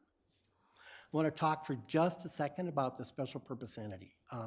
There's a wide spectrum of associated organizations. There are third parties that we deal with all the time that are not us. There are LLCs that we create, and there's everything in between. We currently have an organization that the university owns that looks a little bit like this. It's called Reminco. Reminco already is a 501c3. It's a separate entity. And so we have a blueprint for doing that. Under this arrangement, you would appoint members to the board. A majority of the board has to be non-university employees. So we would look to people who you would know, such as retired board members. Perhaps we've got some retired senior executives from the university. But a majority would be closely affiliated people who are not employees of the university. The rest of the board would be university senior leaders or employees. When we started down this journey, it took me a few months of feeling like I was on a merry-go-round going around really fast to really kind of get my head around it. And one of the questions I asked is, so who else has done this? I mean, is this kind of a very weird one-off thing? And it turns out that about 50 such deals have been done in Minnesota alone over the life of the project. And what I've included here, just a highlight of the few that you might recognize that have used the new market tax credit program to help fulfill their goals and construct facilities with the program. So it's not highly used in higher ed, and I made a few inquiries recently about that, and it's because higher ed tends to be a little bit risk averse. A lot of higher ed is governmental, and they have to go through this, and it is sometimes a challenge. And in some cases, they are prohibited through state law from doing it. For example, the University of Wisconsin is a much more tightly integrated entity with the state of Minnesota than we are, or the state of Wisconsin than we are with the state of Minnesota. So they really likely couldn't even do it, but we can do it. So we've utilized a lot of external resources to kind of do our due diligence on this, and I included some of that in the packet. One of the things we obviously wanted to understand is in this environment with everything that's changing in Washington, is there any risk? And what our experts, both at Faegre Drinker and some of the companies that are helping us on this have said is that once the credits have been allocated to the CDEs, it happens. And so it isn't like at some point the rug could be pulled out from under us. Once a CDE has the credits and we get their commitment to award them to us, the ball gets rolling. And will stay that way for 7 years. The other risk is what would happen at the end of 7 years, and could the special purpose entity not transfer it back to us?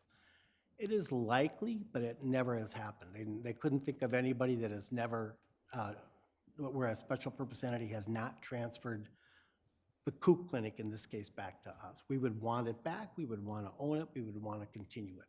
We might want to keep that special purpose entity in place for similar uses down the road, but there aren't a lot of risks other than the complexity and managing it over time, which is why I think having the university involved in all aspects of this makes a lot of sense. So with that, Chair Wheeler, I'll stand for questions. Great, This is thank you. review only today, Thank no yep, action. exactly. Thank you, Vice President Fulma. Now, I will say, having worked at Cook, it's in a remarkable place. For those of you who know it, it's, mental health, dental, medical care all in one place for the people who have some of the biggest challenges in access to care. So it's a wonderful place. That you and your team came up with this alternative, and he had to do some splaining to us about how it works. And I was one who asked about the rug being pulled out, but I think is really a creative way to preserve an asset, and it fits with our strategic plan about improving the health, including human health, in community partnerships. So this I think is really nice. It is here just for discussion and review today, and we'll look at it again on the 26th when we meet. But with that, are there any questions or other comments? Yes, Regent Hines. Thank you, Chair Wheeler. I just have a question. What's involved in escalating up to the 14 million, which is even more attractive?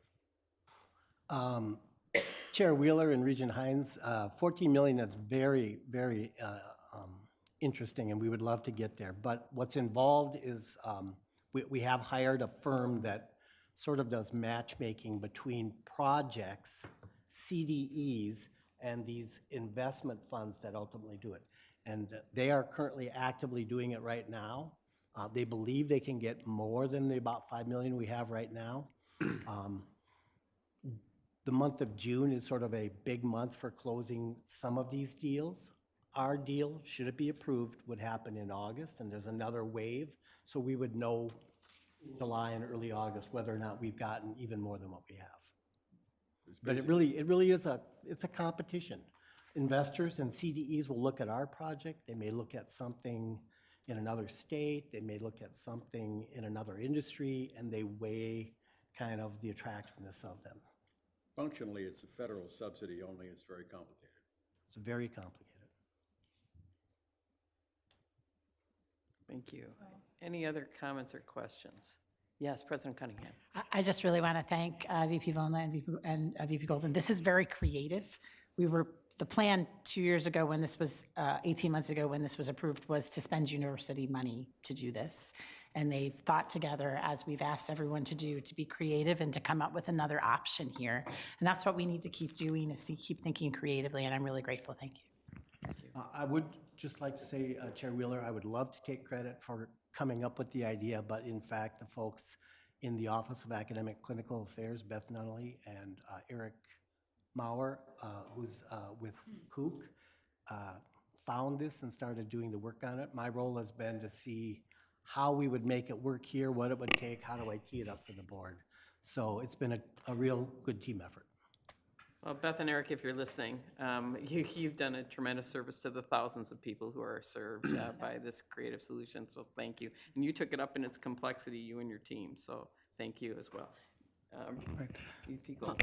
Yeah, thank you, Chair Wheeler. Vice President Volna, I want to thank you, and as President Cunningham said, that we have a board, and I thank the board as well, that we don't shy away from complex things. We solve for what's best for this university financially, what's best for the students, and here the health that we serve across the city. So I thank the board for that. Mike, thank you for simplifying a very complex thing, and thanks for all the work and your team around it.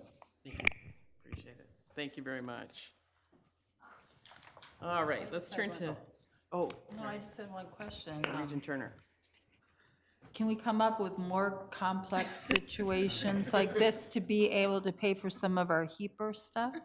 As President Cunningham said earlier today, that, certainly the capital improvement that we set up and the board supported last year for the 10 million, certainly we are continually thinking through things that we can do to change the narrative, both on our capital plan as well as other things we do. So the answer is I can't say what that is, but no, a number of us get up every day thinking about what we can do to change the deck of cards in order, be it HEPR, be it wages, be it tuition, every day. And as President Cunningham said earlier, we've got to focus on revenue. We also got to focus on creative ideas like this, because bubblegum and baling wire for our buildings isn't sustainable, so we've got to find other ways to do it. So we are. Yeah. Thank you. All right, thank you again. Thank you. All right, our next item is review of real estate transaction for the Twin Cities campus, which is the sale of the Les Bolstead golf course. Joining Vice President Robert Davis to present this is Assistant Vice President for Planning, Space, and Real Estate, Leslie Krieger, and Executive Vice President Goldman. You want to start us on this one? Right. Thank you, Chair Wheeler. Before Vice President Roberts Davis and Assistant Vice President Kruger share the details of this agreement, I want to thank them and the entire project team. They've worked with exponential care in a close partnership with the City of Falcon Heights and the local community throughout this process. We recognize that the golf course holds generations of memories for our neighbors and the broader community. However, given our current fiscal constraints, the university must ensure that every asset is invested directly in places that advances our core mission. While the course has a long history with the university, it currently supports no research activity and delivers no academic instruction. Transitioning away from the property is difficult but necessary to focus our resources on mission-centered activities. I want to emphasize two critical commitments within this transaction. First, the net proceeds from the $30.5 million sale will be reinvested into long-term institutional priorities with specific focus on supporting and upgrading our St. Paul campus. Second, Gopher Athletics remains fully committed to our Division I men's and women's golf teams. The John W. Moody Golf Facility and the outdoor short game training range are explicitly excluded from the sale and will remain under university ownership. Additionally, the administration will allocate $1 million from the net proceeds to establish a philanthropic matching program, securing long-term financial enhancements and operational support for both of our golf programs. With that, I turn it over to Vice President Roberts Davis to walk us through the specific terms of the agreement. Vice President Roberts Davis. Thank you, EVP Goldman, Chair Wheeler, and Regents. AVP Leslie Krieger and I are here to present for review a recommended real estate transaction. As you heard, the sale of the University of Minnesota Les Bolstad Golf Course property located at 2275 Larpenteur Avenue West in Falcon Heights. This proposal represents a significant milestone that balances fiscal responsibility, land use planning, and regional community alignment. Over the next few slides, we'll walk you through the property details, the competitive request for proposal process, the transaction terms with our preferred buyer, and how the sale aligns with the university's long-term institutional goals. So to orient everyone, the property under consideration encompasses approximately 140 acres of land situated on the perimeter of our St. Paul campus within the city of Falcon Heights. The sale area includes the driving range and 16 holes located north of Larpenteur Avenue, in addition to 2 holes located south of Larpenteur Avenue. It is equally important to note, as EVP Goldman said, what is explicitly excluded from this transaction. The university is retaining complete ownership and operational control of key athletic and infrastructure assets, specifically the John W. Moody Golf Training Facility and the outdoor practice space, the Elizabeth Lyle Robbie Soccer Stadium, the golf maintenance facility, the pump house and water tank, and the KUOM radio or Radio K transmission tower and guy wires. The aerial map that you see visually defines the transaction's parameters. The solid yellow border outlines the approximate 140 acres designated for sale, while the maroon line shows the broader university property boundaries that will remain untouched. As you can see, the land sits within a mature residential corridor. This unique layout and topography makes it highly suitable for community housing development, but significantly limits its utility for modern agricultural or academic research from the university. Every real estate decision that we bring to this board is evaluated against the Board of Regents policy, real estate, and facilities. This transaction checks all 4 core strategic principles.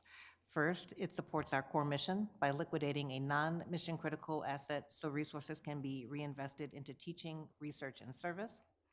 Second, it aligns perfectly with the 2021 board-approved Twin Cities campus plan, which specifically designated the golf course as an opportunity area and suggested the eventual disposition of the land.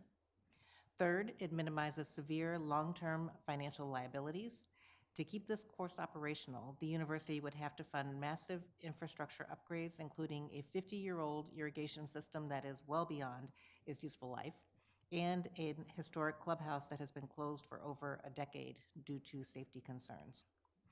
And finally, it positively impacts our neighbors By transitioning this land, we are partnering with Falcon Heights to fulfill their Larpenteur Avenue corridor study goals, turning this space into a vibrant neighborhood. So I'll turn it over to you, AVP Krieger. To appreciate the deliberate pace of this transaction, we must look back to June 2025. Per university administrative policy regarding real estate actions, we initiated the public process by presenting an official intent to dispose of university property information item to this board.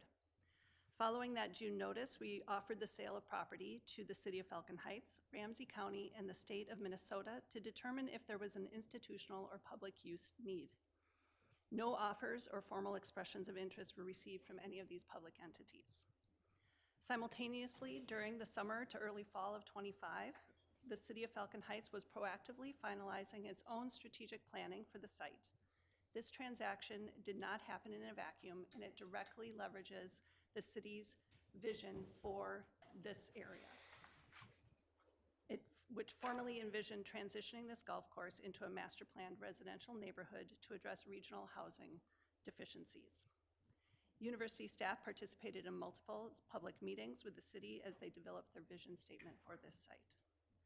The university then moved forward with developing a structured, competitive request for proposal.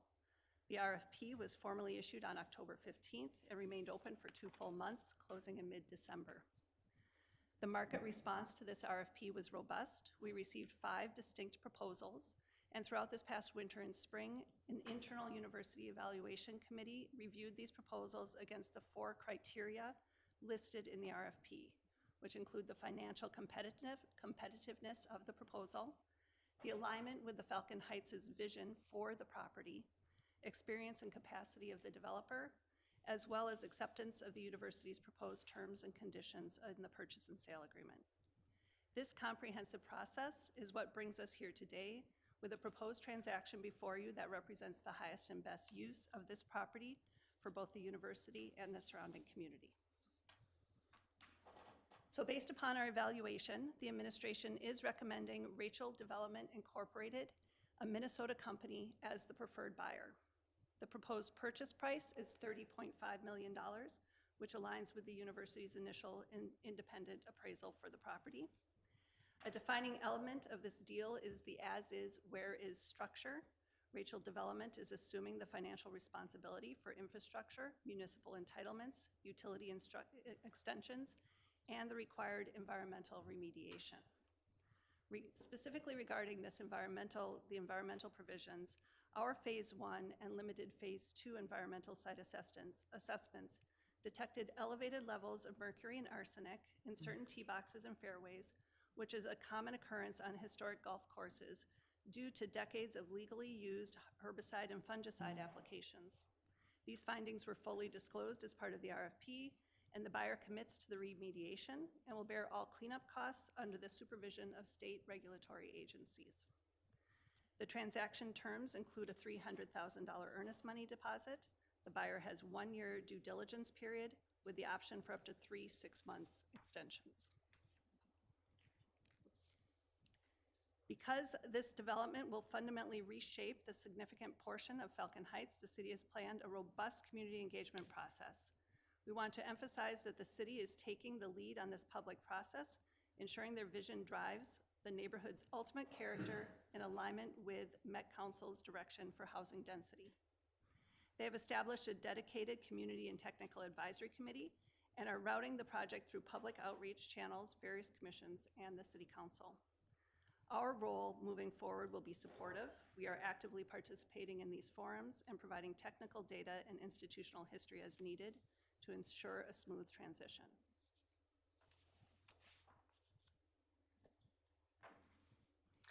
So with the board's approval of this transaction, our immediate next step would be to execute the formal purchase and sale agreement with Rachel Development. This will officially kick off the buyer's 1-year due diligence period and initiate their formal multi-phase entitlement process with Falcon Heights, which we anticipate will take 18 months or more to complete.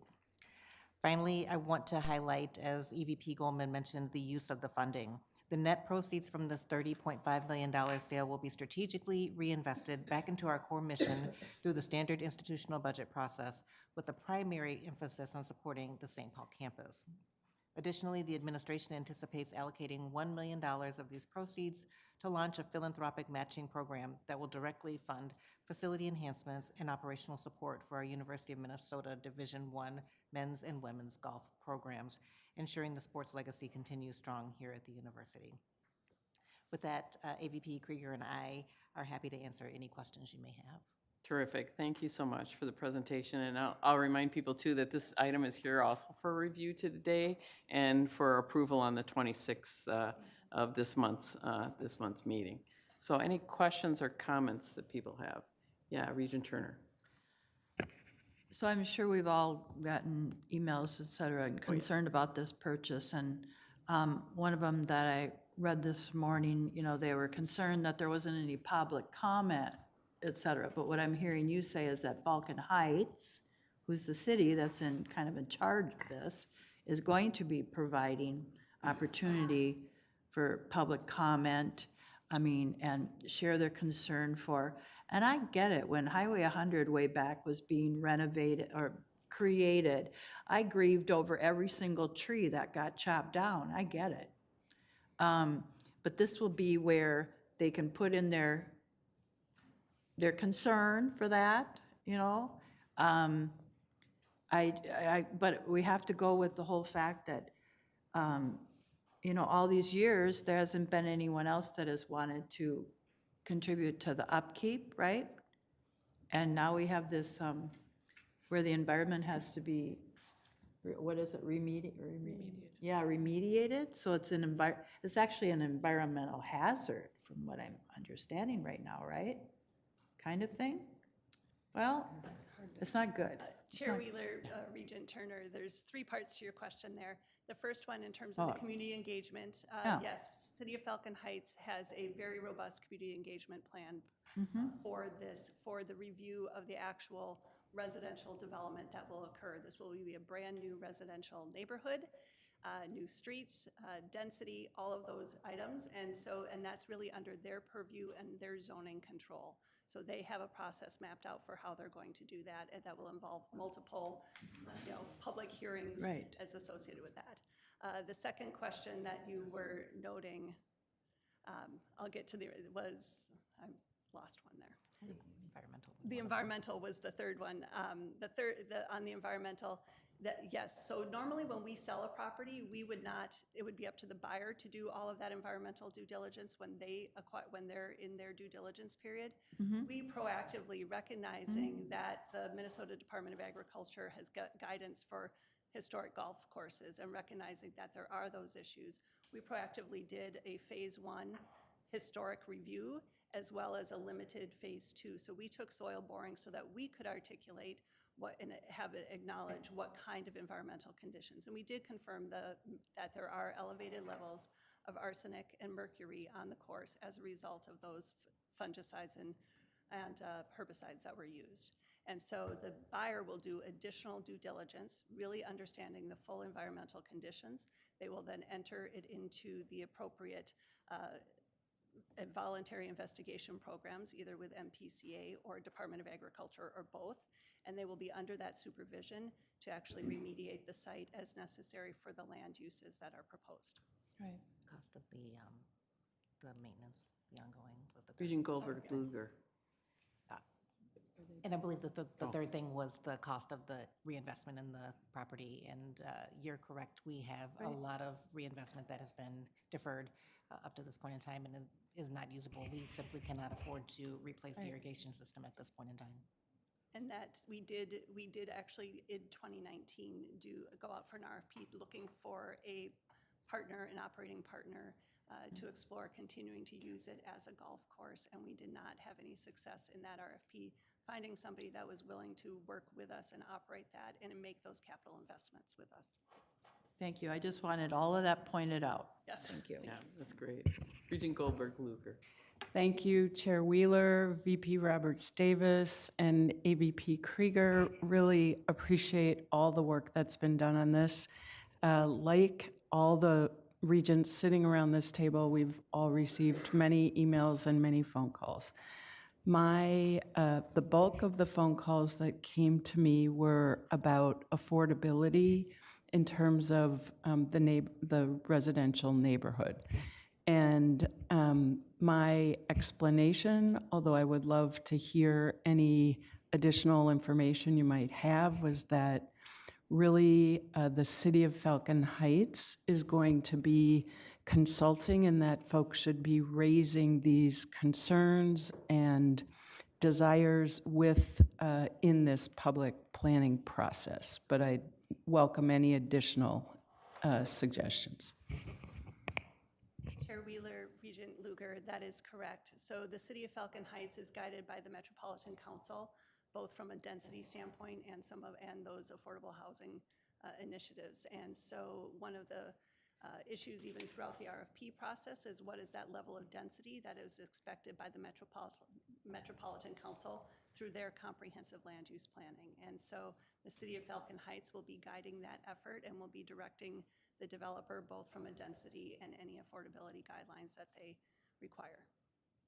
Chair Wheeler, if I may add on, Regent Turner, this is a private sale. This is land that we're selling to a private developer, and once that land is sold, we will be able to shepherd that. We will be able to answer questions. We'll be able to be a resource, but we will expect that they will be the ones partnering with the city of Falcon Heights to meet all of the criteria that the city and the community expect.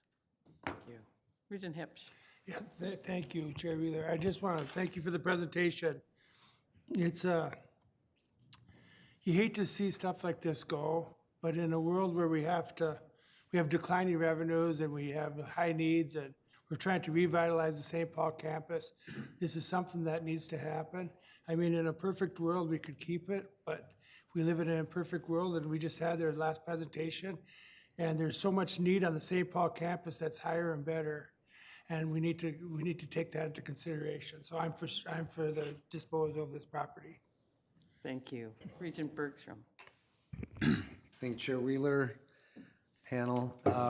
Quick question about the, so 300,000 earnest money, under what circumstances as they go through their review, does this agreement allow for them to back out down the road, if any? Chair Wheeler, Regent Bergstrom, the 300, so they have a 1-year due diligence period. They have 3 options, 6-month options for renewal of that, or for extension of that due diligence period. We do expect them to actually use those based upon the city's entitlement process themselves. But at various points in the process, that money goes, what's called goes hard. And so if they wish to extend the due diligence period, then a portion of the earnest money will go hard. And at different points in those extensions, different portions of the earnest money will go hard. Maybe thank you. I'm curious, is there a point at which, since they're we're giving them a due diligence period before the sale becomes final, I'm guessing, or is there something with that? Are there circumstances contemplated that after due diligence, they could walk away? Chair Wheeler, Regent Bergstrom, during a due diligence period, yes, any buyer could then determine during that due diligence period that they get into the site, they get into the review, and that they've made a determination that this is no longer a purchase that they want to pursue. So they would be able to walk away during the due diligence period. Chair Wheeler, Regent Bergstrom, for example, if they were to find that the environmental was going to be too costly to clean up, if they were to find that they can't get through the city entitlement process, then oftentimes there are ways that they can cancel the sale for those reasons specifically. If that were the case, oftentimes what we do with buyers, they would come back to us and they would try to renegotiate. And if there were material changes to the terms and conditions, we would bring those back to the Board of Regents. Great. Thank you. Well, appreciate this conversation and your work on this, and frankly appreciate the number of comments we've set to make sure that we're making the best choice possible, including a petition with 3,500 signatures. So I just want to acknowledge that there's been a lot of passion and interest around that, and I'm somebody who's probably frequented it too much, mostly in the rough. You know, so understand the attachment to that place and understand what our duties are to support the mission of this university. And I agree wholeheartedly with Chair Hipsch on this, but we'll rule on it on the 26th. So thank you very much. Yeah. Okay, next we'll consider the revised consent report. Executive Vice President Goldman. Chair Wheeler and members of the committee, the revised consent report today includes items in 4 categories. All items have undergone thorough administrative review and comply with board policy and guidelines. First, we have several employment agreements I will highlight. The first, appointment of 2 new vice presidents, Cynthia Carnes for Research and Innovation and Corinne Zewers as our Chief Budget Officer. In addition, a contract extension through 2032 due to a competitive offer for athletic intercollegiate director Mark Coyle. Retaining proven elite leadership is an essential investment in the university's future. Under Mark's direction, Gotha Athletics has excelled nationally, placing our program in the top 7% of all Division I departments while achieving school record graduation and cumulative GPA milestones. Second, we're requesting the use of proceeds from our long-term capital financing program to fund specific project investments detailed in your docket. Next, we have 4 competitive procurements over $5 million. The largest is a $24 million 10-year contract with Peer Group to upgrade our system-wide Wi-Fi network. The other funds construction management in Duluth, fleet vehicles, and event security. And finally, we have 1 lease amendment for 1200 Washington Avenue South on the Twin Cities campus. President Cunningham recommends approval, and I'm happy to take any questions. Great, thank you. Before I invite a motion to approve the consent report, you're welcome to ask questions, make comments, or ask for an item to be pulled off the consent report. Are there any question, comments, or requests to separate an item out?